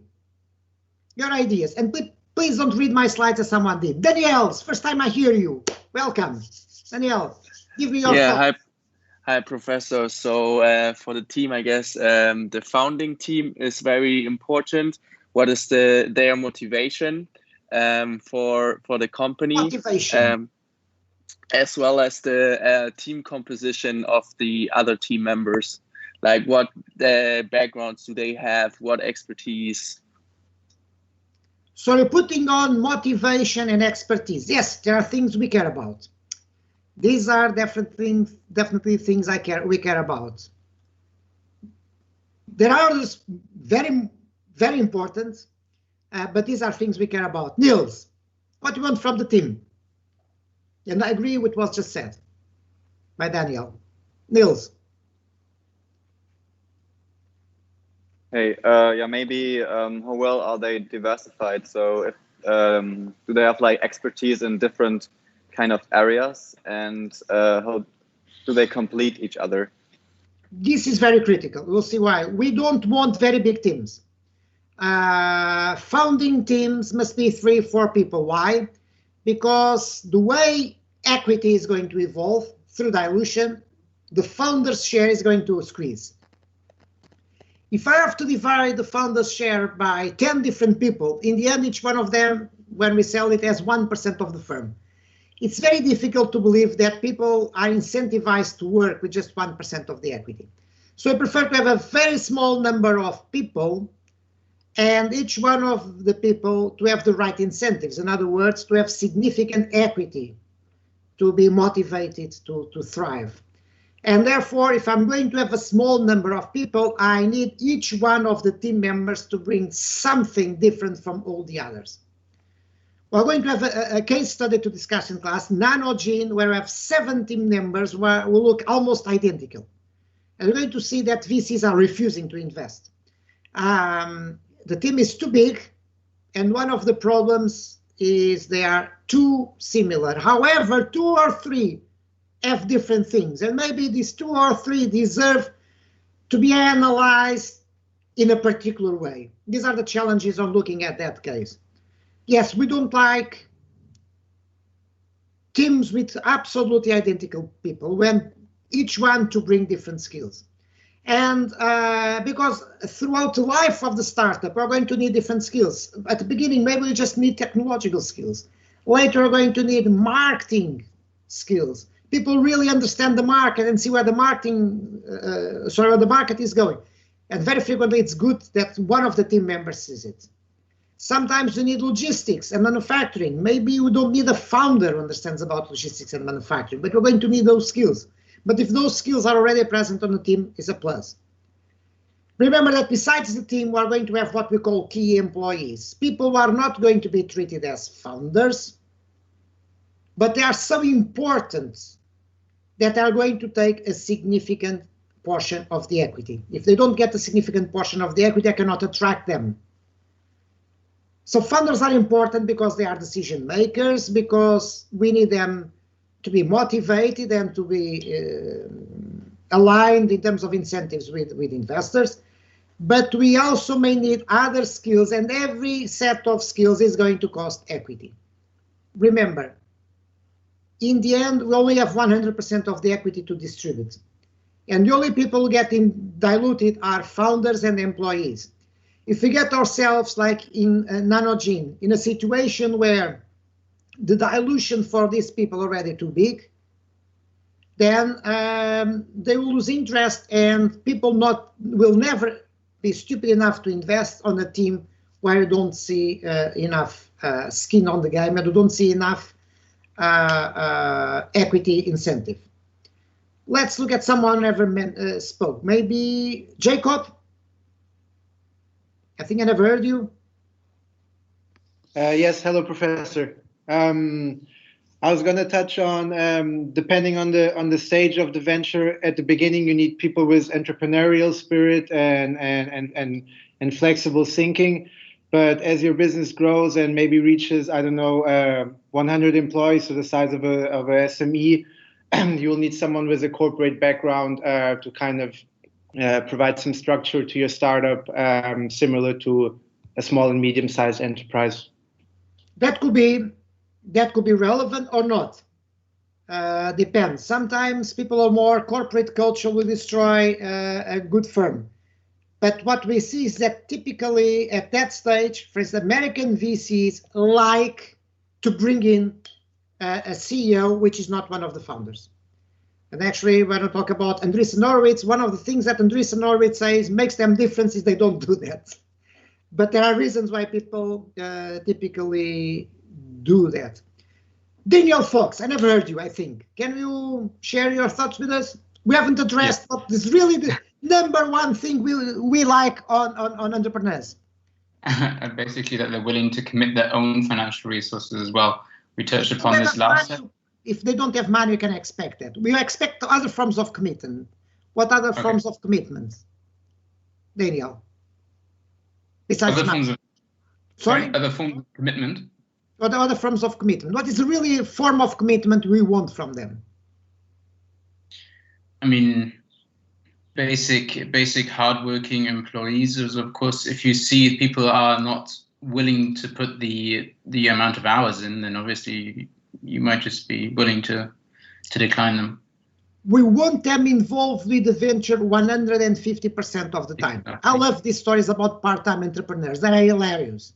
Or that have multiple businesses. That probably wouldn't work in this case either. We want them 150. If I'm going to put my clients' money there, I want them to put their time. It's as simple as that, and their commitment. Laura, I think I never heard Laura. Yes, hi, Professor. Another point I was thinking about is maybe the network the founders have. Sure. Network, if they have connections, they have bring people, that is definitely a plus. Marie, oh God, I'm going to pronunciate this wrong. Yufan, sorry for this. Yes, no, that's right. I was thinking about the communication skills, because if you approach VCs, you need to have strong communication skills in order to convince them of your idea, because they get those business models, so many every day. Yes, so that's what I was thinking. Communication skills is important. Madame Luki, no one yet touched the really important thing. So let me bring, I think, Pedro Viana. I never see your last name. Yes. Yes. Hi, Professor. I would like just to add, maybe I would question those people on how they face prior challenges, especially in terms of helping growing a business or a company, and if during those times they helped like building a team skills, essentially. Good. This is all important. Maybe I'm going to pick now. Yannick. Yes, good evening, Professor. Besides the things already mentioned, maybe it's important also character, confidence, and I think about honesty, for example, as a characteristic. Yeah, should help, yeah. Also commitment and, of course, competence. Competence is a very complicated word. Yes, we want them to be good at what they do, otherwise it's a disaster. Okay, I'm going to take one more person, maybe Larissa. Hi, Professor. I think the only thing I can think of that hasn't been mentioned yet, because many people took my answers, it's probably that the team has a bit of an eye for the market. So probably if they have experience in that specific market, so if they're credible to others. That is a plus. But I will say Jeff Bezos never sold a book before creating Amazon. Yeah. It's a plus.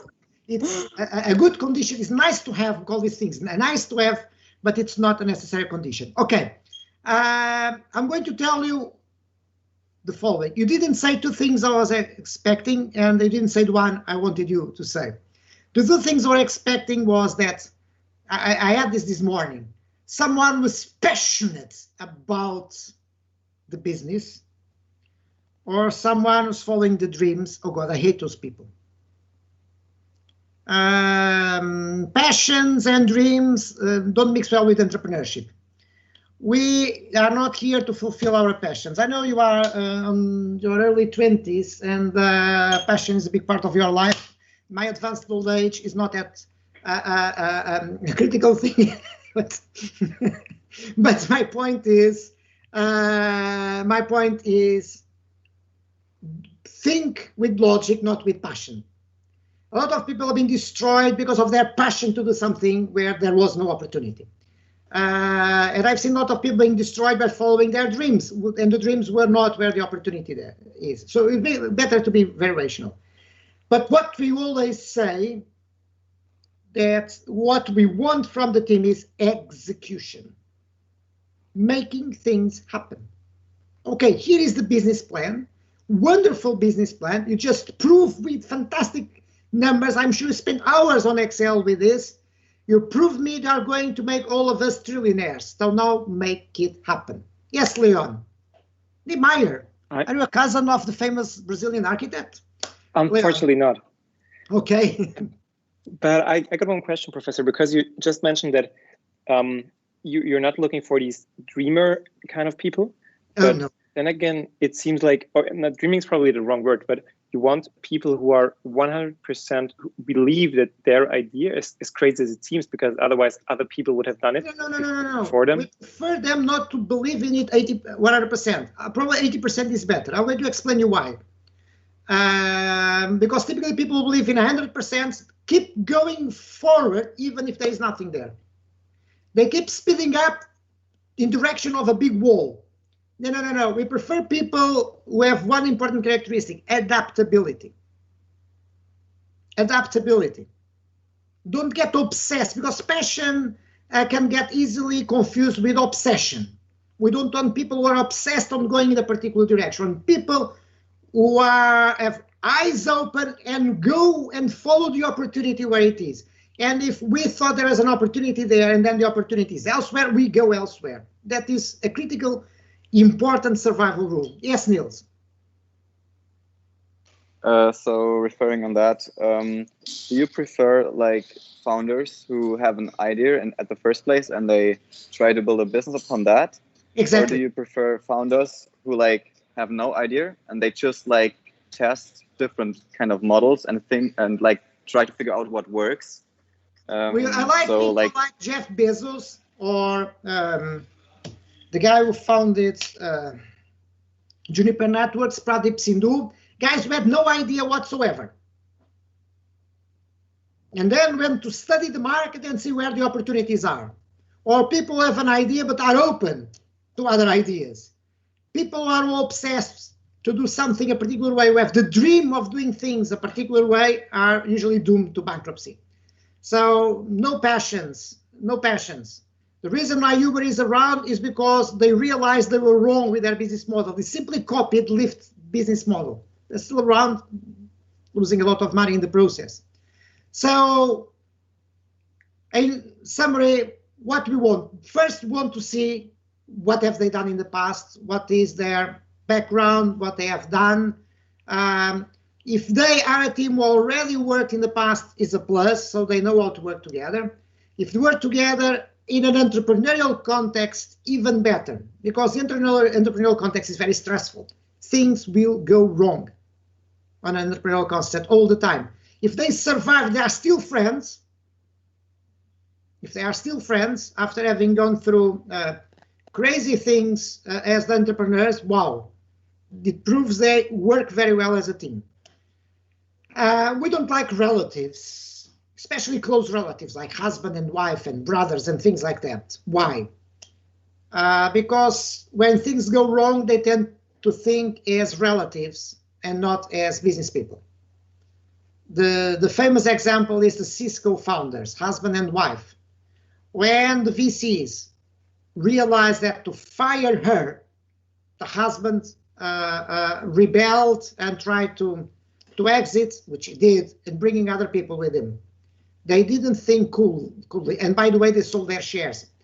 If they kept their head cold, maybe the husband was still there, maybe most of the shares were still there, maybe they were billionaires now, and they lost everything because of the way they thought.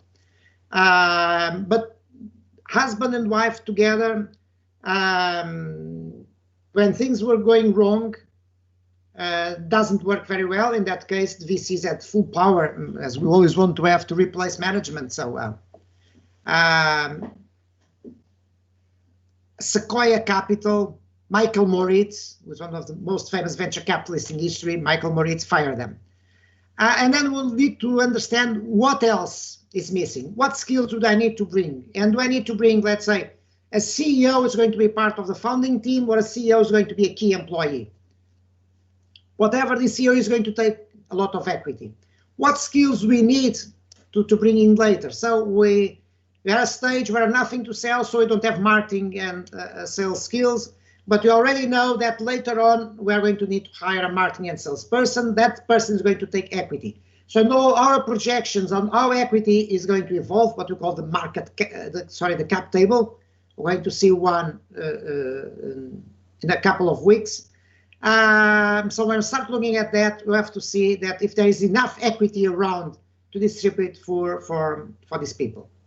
So most of what is here has already been mentioned by you. We like them to be fully committed to the venture. In other words, we don't want part-time founders. We don't want. I had a case, actually I described it this morning, but since I run out of time, I'm not going to it. But guys talking to me saying that they are going to give us 40% of the equity in return for 4 million. The founders will get 50%, and then we'll reserve 10% to the guys who are actually going to run the firm. This is nuts. I'm not going to give 50% of the equity to people who are not going to run the firm. I'm not going to give 50% of the equity to people who are not going to quit their jobs and work 150% on the venture. If the venture is not good enough for them to quit their jobs, it's not good enough for our money. End of story. What we like, above all, is what we call in the venture capital world the Cortez rule. For those of you who are not familiar with the history of our neighbor country, Spain, Cortez was the guy who conquered the Yucatan in Mexico for Spain. And he sailed from Cuba to the Yucatan, close to Cancun, God forbid, of all places. He landed his troops, and his first decision was to burn his ships. Was his way of saying to the troops, guys, there is no way back. We either succeed or we die. So that's what we want from the founders, burning their ships, fully committed to the venture. Otherwise, they're not doing there. And we want them to be adaptable. Actually, as I say, very frequently the opportunity is not where we thought. So we move on. The good entrepreneur is always looking for where the opportunities are. We enter to a market segment. Once we are there, we realize it's not where the money is, but we just found a segment over there which we overlooked, where is a tremendous opportunity. Let's go there. There is a startup which was created by students from Nova, 2 from our school, 1 from the School of Engineering. They started working on a particular technology, and then they realized that one of the applications of the technology, which was associated with a kind of artificial intelligence system to decide consumer loans, consumer credit, was a lot more valuable than the technology because the technology wasn't going too well. The problem of the 3 founders, one was passionate, totally passionate about the technology. So they made a decision, drop the technology and use a different technology and focus on that market opportunity. The company became very, very international. I mean, it started in Nova, but the headquarters moved to New York very rapidly. It went very well, they sold the company. But suddenly it was a completely different thing. It's not working on the technology, it's working on the use of the technology, actually using a different technology because that technology was not that good. That founder was passionate about the technology, left. But the other two kept moving on the direction where the money is. And one of them was from the engineering school. They moved where the money was. And very frequently, successful startups need this adaptability.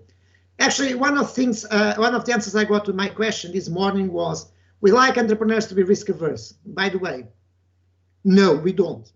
Because entrepreneurs are risking venture capitalist money, the investors' money. We don't want them to take risks on excessive risk with our clients' money. We want them to take calculated risks, understand adversity, and having their feet on the ground. Yes, we want to make crazy things that no one done before. We won't do them on planet Earth. Yes, I know now there is SpaceX, but except for SpaceX, a few other places, we want to do things on planet Earth. So we want to have our feet on the ground and understand really how we can best take advantage of the opportunities in front of us. Then there's the problem of motivations. I'm not going to ask what you want. I went to an engineering school and asked me to talk to potential engineering entrepreneurs. I'll always ask the same crazy question and get the same crazy answers. The question I ask is, why do you want to become an entrepreneur? Only once, no, actually twice, one in a biotech course, one on an electrical engineering course, both cases for PhD students, I got the right answer. By the way, what is the right answer? Only twice I got the right answer. What is the right answer? I expect business students to give me the right answer. If an investor asks you, why do you want to become an entrepreneur? What is the right answer? There's only one. No one dares? To make money. Exactly, Marco. Congratulations. It's the only answer we want to hear. It was Frederick. You do this in a biotech school or on an engineering school, you hear the most unbelievable things. I want to prove that my technology works. Ask the government for R&D money, not ask investors for this. I want to prove that my ideas are right. This is the kind of crazy stuff that you hear. Well, if their goal is not to make money, why should we invest? Because the nature of the venture capital deal is we all make money on the same moment when we sell this crazy thing. And it's on the sale, on the exit that we'll make money. There is no other way to make money. So we need the entrepreneur to try to work with us on building value. If the entrepreneur is not motivated to build value, I'm going to show you one of my favorite Shark Tank videos to discuss this. So should we invest on them? And then I agree with some of you say, let's understand which role is being played by each one of them. What does each one of them bring different to the table?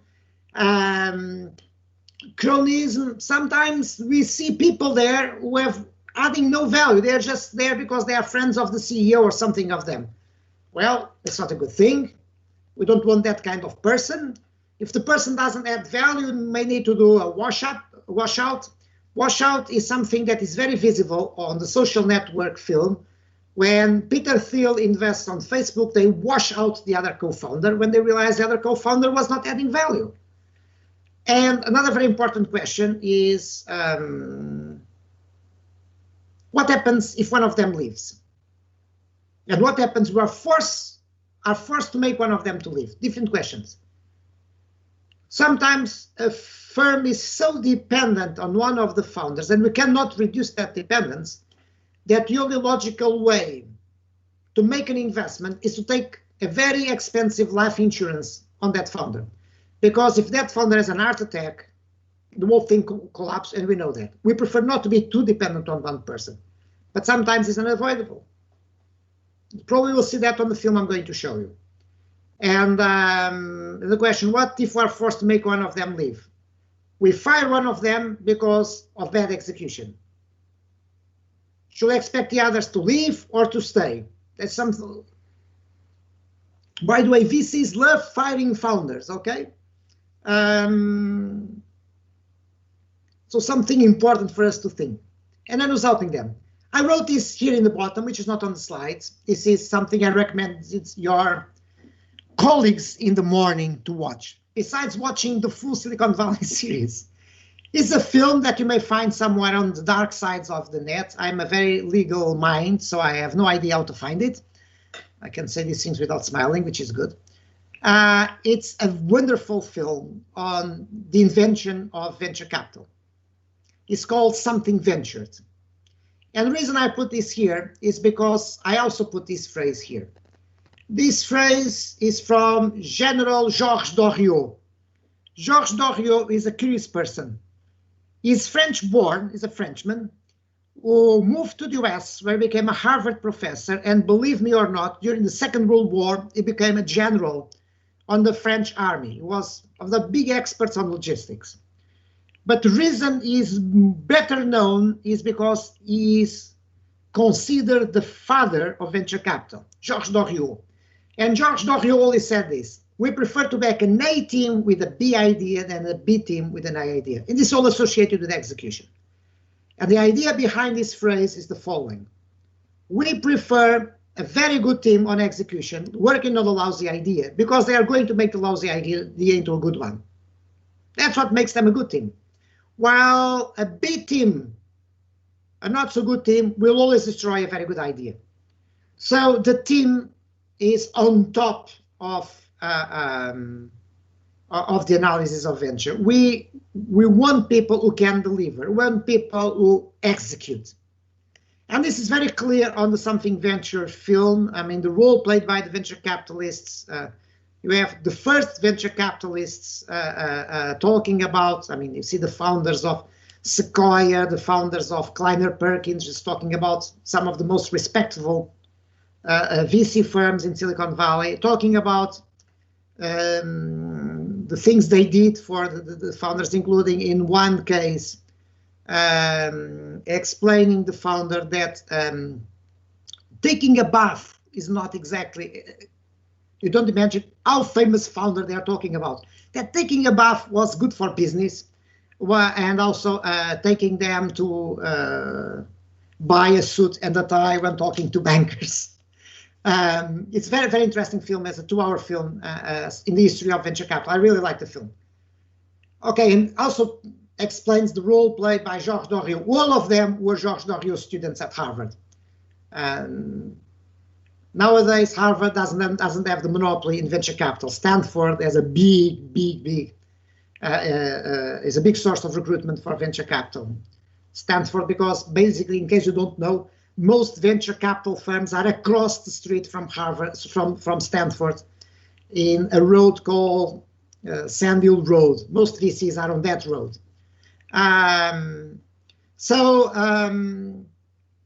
This is it. Strong management experience is a plus. Jeff Bezos didn't have any management experience. As you all know, Steve Jobs didn't have any business experience. So it's a plus. Clear ability to manage for cash, have the relevant contacts, understand the market. But above all, the skill that is not there, that you cannot measure, but one we are looking for is execution, making things happen. Okay, at this stage, let me watch another video with you. It's a Shark Tank video, one of my favorites. And I want you to look at this and analyze this. I'm going to stop and then ask a few questions. So let's see if it goes well. Include computer sounds. And let's watch this. Next into the tank is a scientist with a way to make medical testing more humane and effective.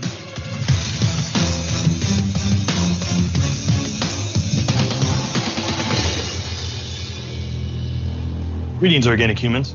Kevin. My name is Dr. Christopher Sakules. I am the founder and CEO of Syndever Labs, and I'm seeking $3 million in exchange for 10% of my company.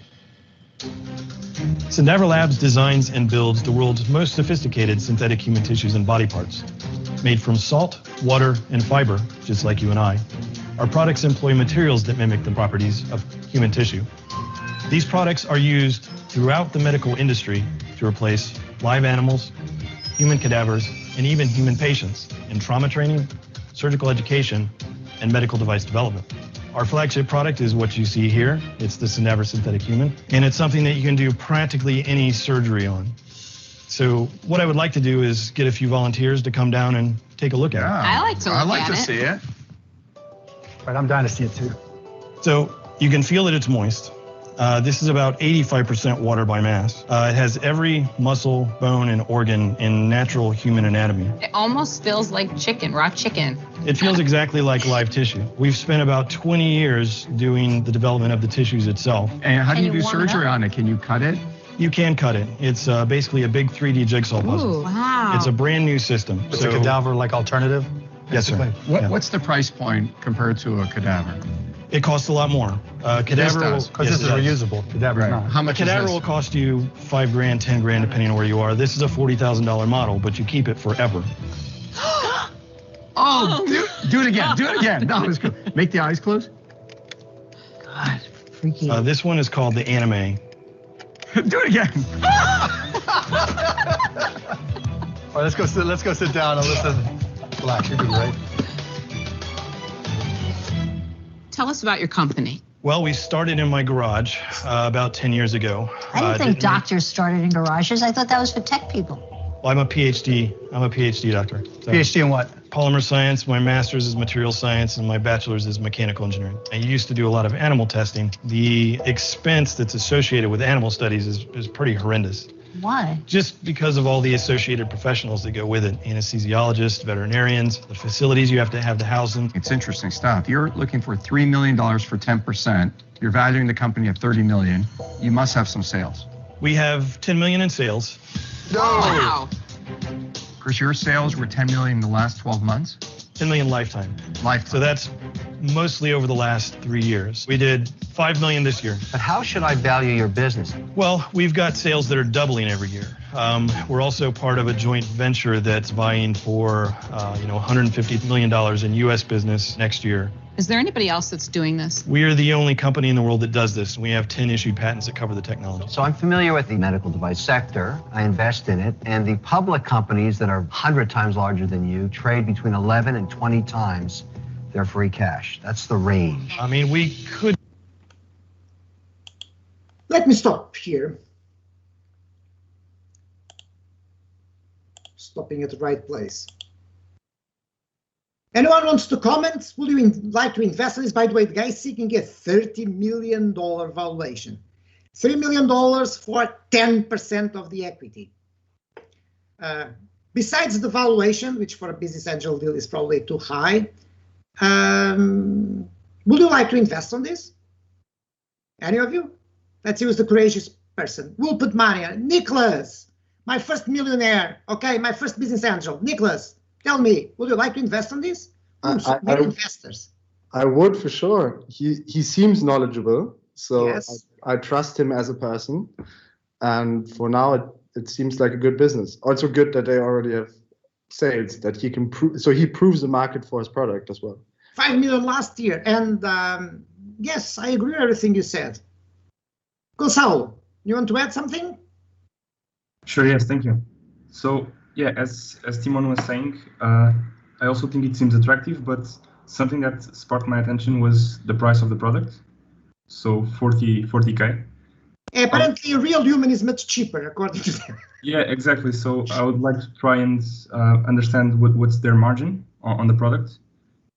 I mean, I don't even know if it's positive. So I would like to have more information on that. I agree. Maybe Marco? I like that he ticked a lot of critical boxes throughout the process when he described the product. For example, that he said, well, there are certain other products that are in use, but theirs is reusable. They're the only one in the world that can do this currently, and they also have 10 patents that kind of protect the technology and the product, which I found really interesting for future business. Seems very difficult to replicate. Anyone trying to replicate this, even putting very significant resources, will take, it says 20 years, but probably will take. Yeah, exactly. Saying 20 years of research and to come up with the idea, so that seems pretty solid. And in those 5 years, they can make his product better or make it cheaper. So it seems to have some sort of advantage. Maybe I'll take another one, Marco. I already spoke. Maybe Michelangelo. Yeah, Professor. I wanted to add just something. I think that the price of 40,000 might seem a little high, but as you mentioned, I mean the main clients, main customers are in the education sector and from the public sector, so probably money that is not so aleatory. The clients are kind of secure in that sense, and are also 5 million in sales on the last year. That seems to be good, right? Yep. And he said that the sales are doubling every year. So that's good. That's true. That's cool. Seems a wonderful deal. But again, as I said, the team is a critical part, and most of you seem to like the team, right? Let me just move a little bit to take 1 second out, because you need to listen to what's going to happen now and see if you keep the same opinion.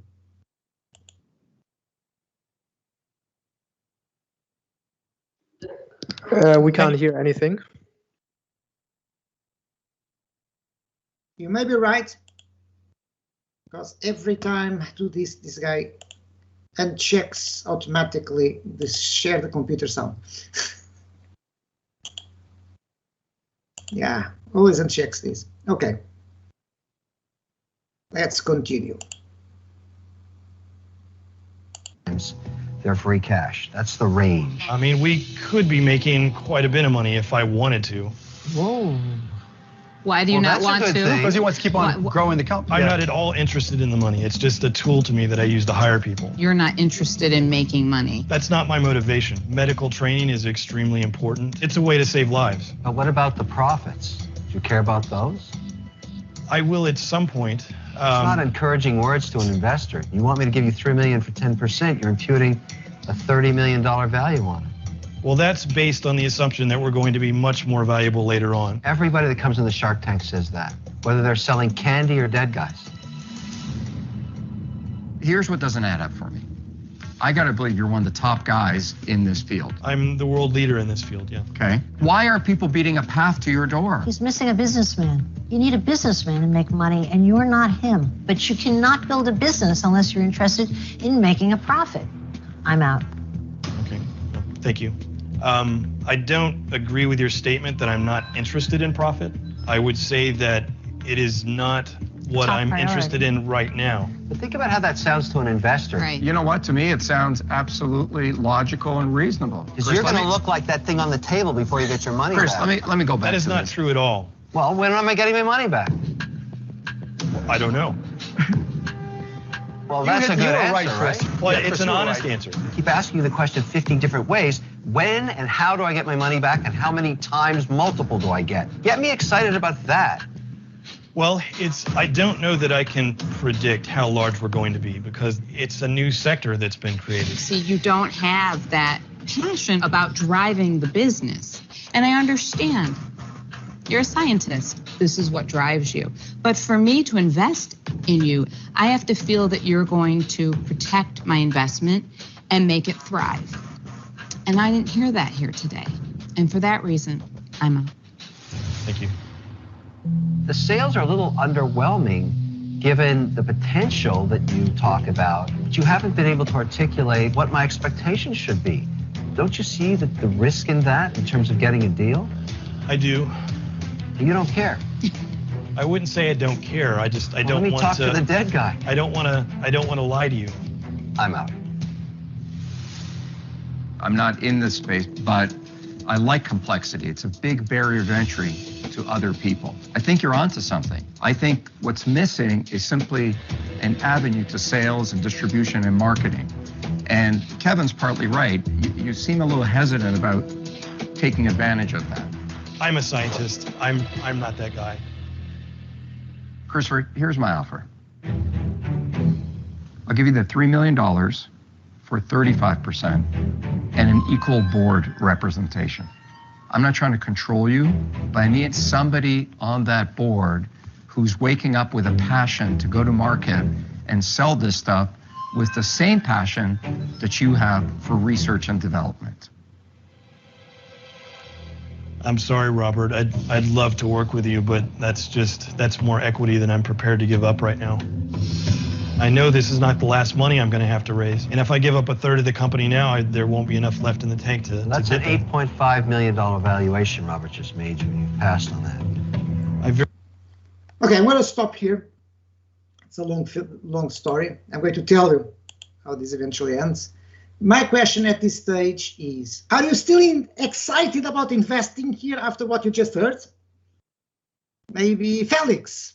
I never heard Felix, I think. Yes, yeah, I think he's totally lacking the aggressiveness of a business manager. So when pitching to an IC, I think he needs to show a path to a liquidity event, because that's where the investor is going to make their money. I agree. Salvador, you were the first one.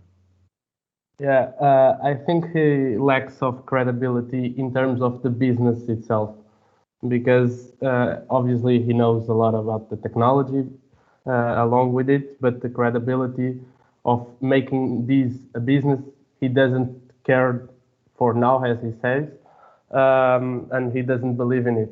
And I think when an investor who is going to put $3 million for first investment cares about sales and making more money, and he doesn't care about it. So yeah, he likes. So if I want execution, in other words, I want to see my money multiplied by a multiple, is this the right guy? No, that's not the guy. That's the point. So maybe you have a solution for this. Maybe Frederick, I don't think you ever spoke, Frederick. Yeah, I just wanted to say, it seems like he doesn't care about the business, only the product, but you can't make you're not going to make any money for that. And saving animals, that's very important. Yeah, so exactly. How can we solve this? Can we solve a deal like this? Anyone has an idea? How can we solve a situation like this and see if it can work out? Because you heard Robert Arvajak's offer. Part of the solution is in Robert Arvajak's offer. How can we solve this? Anyone? Maybe Lucas? Right. How can we solve this? The solution in the answer was that he gives up a lot of control over the company and gets only 50% of the voting over his company.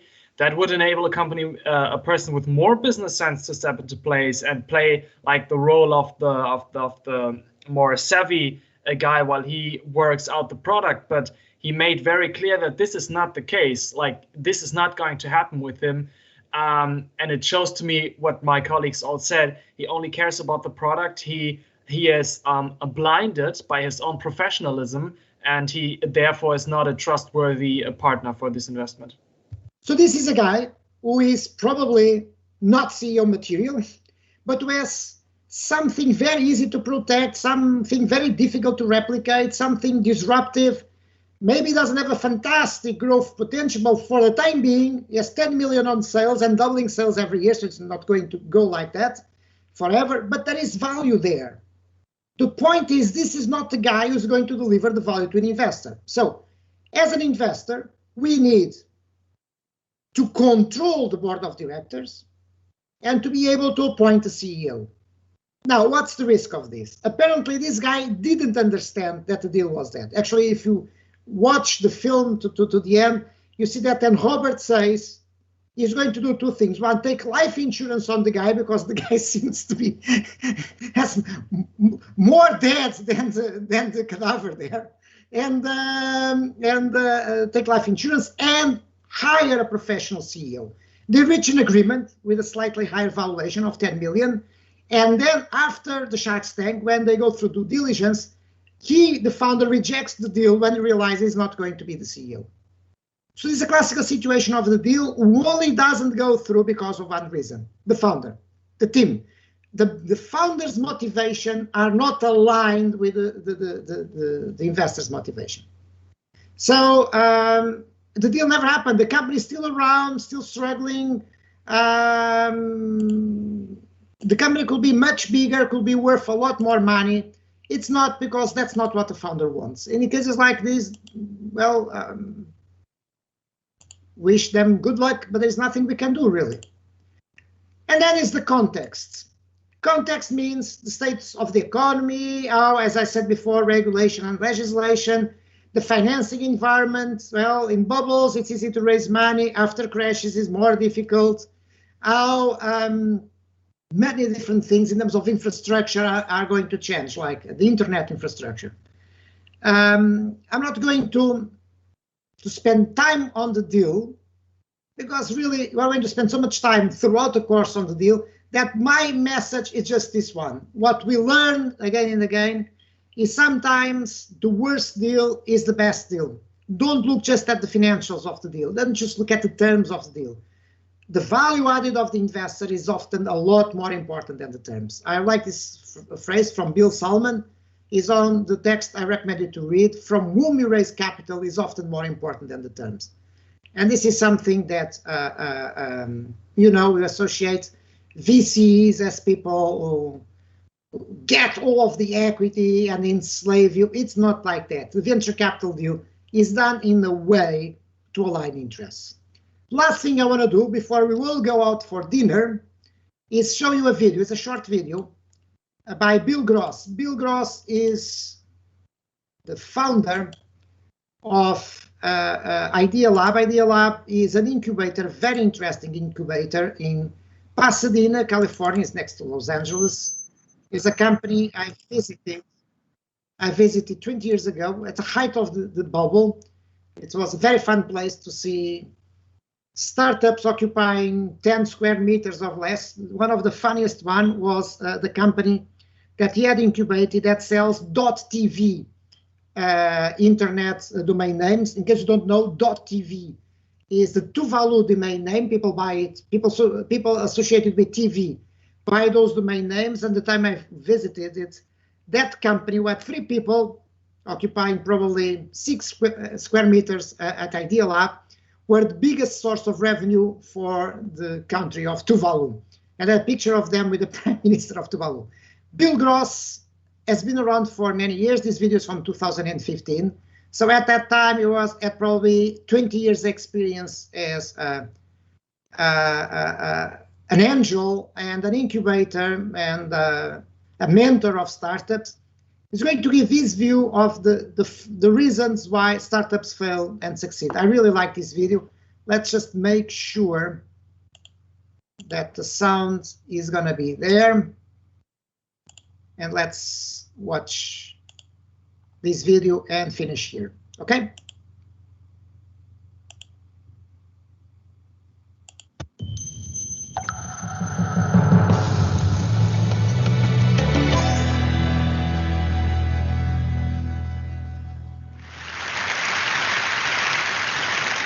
I'm really excited to share with you some findings that really surprised me about what makes companies succeed the most, what factors actually matter the most for startup success. I believe that the startup organization is one of the greatest forms to make the world a better place. If you take a group of people with the right equity incentives and organize them in a startup, you can unlock human potential in a way never before possible. You get them to achieve unbelievable things. But if the startup organization is so great, why do so many fail? That's what I wanted to find out. I wanted to find out what actually matters most for startup success. And I wanted to try to be systematic about it, avoid some of my instincts and maybe misperceptions I have from so many companies I've seen over the years. I wanted to know this because I've been starting businesses since I was 12 years old, when I sold candy at the bus stop in junior high school, to high school when I made solar energy devices, to college when I made loudspeakers. And when I graduated from college, started software companies. And 20 years ago, I started Idea Lab. And in the last 20 years, we started more than 100 companies, many successes and many big failures. We learned a lot from those failures. So I tried to look across what factors accounted the most for company success and failure. So I looked at these 5. First, the idea. I used to think that the idea was everything. I named my company Idea Lab and how much I worship the aha moment when you first come up with the idea.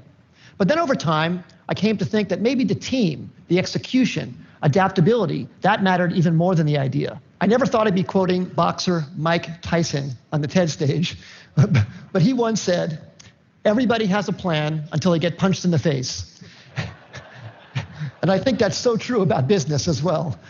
So much about a team's execution is its ability to adapt to getting punched in the face by the customer. The customer is the true reality. And that's why I came to think that the team maybe was the most important thing. Then I started looking at the business model. Does the company have a very clear path generating customer revenues? That started rising to the top in my thinking about maybe what mattered most for success. Then I looked at the funding. Sometimes companies received intense amount of funding. Maybe that's the most important thing. And then of course the timing. Is the idea way too early and the world's not ready for it? Is it early, meaning you're in advance and you have to educate the world? Is it just right, or is it too late and there's already too many competitors? So I tried to look very carefully at these 5 factors across many companies. And I looked across all 100 Idea Lab companies and 100 non-Idea Lab companies to try and come up with something scientific about it. So first, on these Idea Lab companies, the top 5 companies, City Search, Cars Direct, GoTo, NetZero, Tickets.com, those all became billion-dollar successes. And the 5 companies on the bottom, Z.com, Insider Pages, My Life, Desktop Factory, People Inc., we all had high hopes for, but didn't succeed. So I tried to rank across all of those attributes how I felt those companies scored on each of those dimensions. And then for non-Idealab companies, I looked at wild successes like Airbnb and Instagram and Uber and YouTube and LinkedIn, and some failures, Webvan, Cosmo, Pets.com, Flues, and Friendster. The bottom companies had intense funding. They even had business models in some cases, but they didn't succeed. I tried to look at what factors actually counted the most for success and failure across all these companies, and the results really surprised me. The number one thing was timing. Timing accounted for 42% of the difference between success and failure. Team and execution came in second, and the idea, the differentiability of the idea, the unique idea, that actually came in third. Now, this isn't absolutely definitive. It's not to say that the idea isn't important, but it very much surprised me that the idea wasn't the most important thing. Sometimes it mattered more when it was actually timed. The last two, business model and funding, made sense to me, actually. I think business model makes sense to be that low because you can start out without a business model and then add one later if your customers are demanding what you're creating. And funding, I think as well. If you're underfunded at first, but you're gaining traction, especially in today's age, it's very, very easy to get intense funding. So now let me give you some specific examples about each of these. So take a wild success like Airbnb, everybody knows about. Well, that company was famously passed on by many smart investors because people thought, no one's going to rent out a space in their home to a stranger. Of course, people proved that wrong. But one of the reasons it succeeded, aside from a good business model, a good idea, great execution, is the timing. That company came out right during the height of the recession when people really needed extra money. And that maybe helped people overcome their objection to renting out their own home to a stranger. Same thing with Uber. Uber came out, incredible company, incredible business model, great execution too, but the timing was so perfect for their need to get drivers into the system. Drivers were looking for extra money. It was very, very important. Some of our early successes, CitySearch came out when people needed web pages. GoTo.com, which we announced actually at TED in 1998, was when companies were looking for cost-effective ways to get traffic. We thought the idea was so great, but actually the timing was probably maybe more important. And then some of our failures. We started a company called Z.com. It was an online entertainment company. We were so excited about it. We raised enough money. We had a great business model. We even signed incredibly great Hollywood talent to join the company. But broadband penetration was too low in 1999, 2000.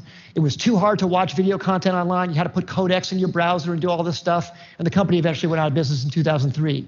Just 2 years later, when the codec problem was solved by Adobe Flash, and when broadband penetration crossed 50% in America, YouTube was perfectly timed. Great idea, but unbelievable timing. And in fact, YouTube didn't even have a business model when it first started. It wasn't even it was certain that that would work out, but that was beautifully, beautifully timed.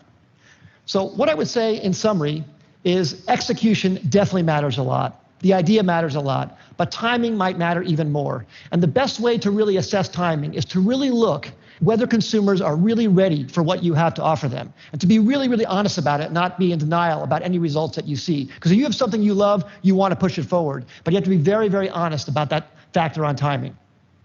As I said earlier, I think startups can change the world and make the world a better place. I hope some of these insights can maybe help you have a slightly higher success ratio and thus make something great come to the world that wouldn't have happened otherwise. Thank you very much. Been a great audience. Okay, here we finish. For next class, please have a look at the diabetes rate. It's a very simple one. It's a very simple one in terms of story. We're going to go through those calculations. So it's going to be the most technical class we're going to have. One of two most complicated classes we're going to have in terms of technicalities. Any questions at this stage? Yeah, we're all starving.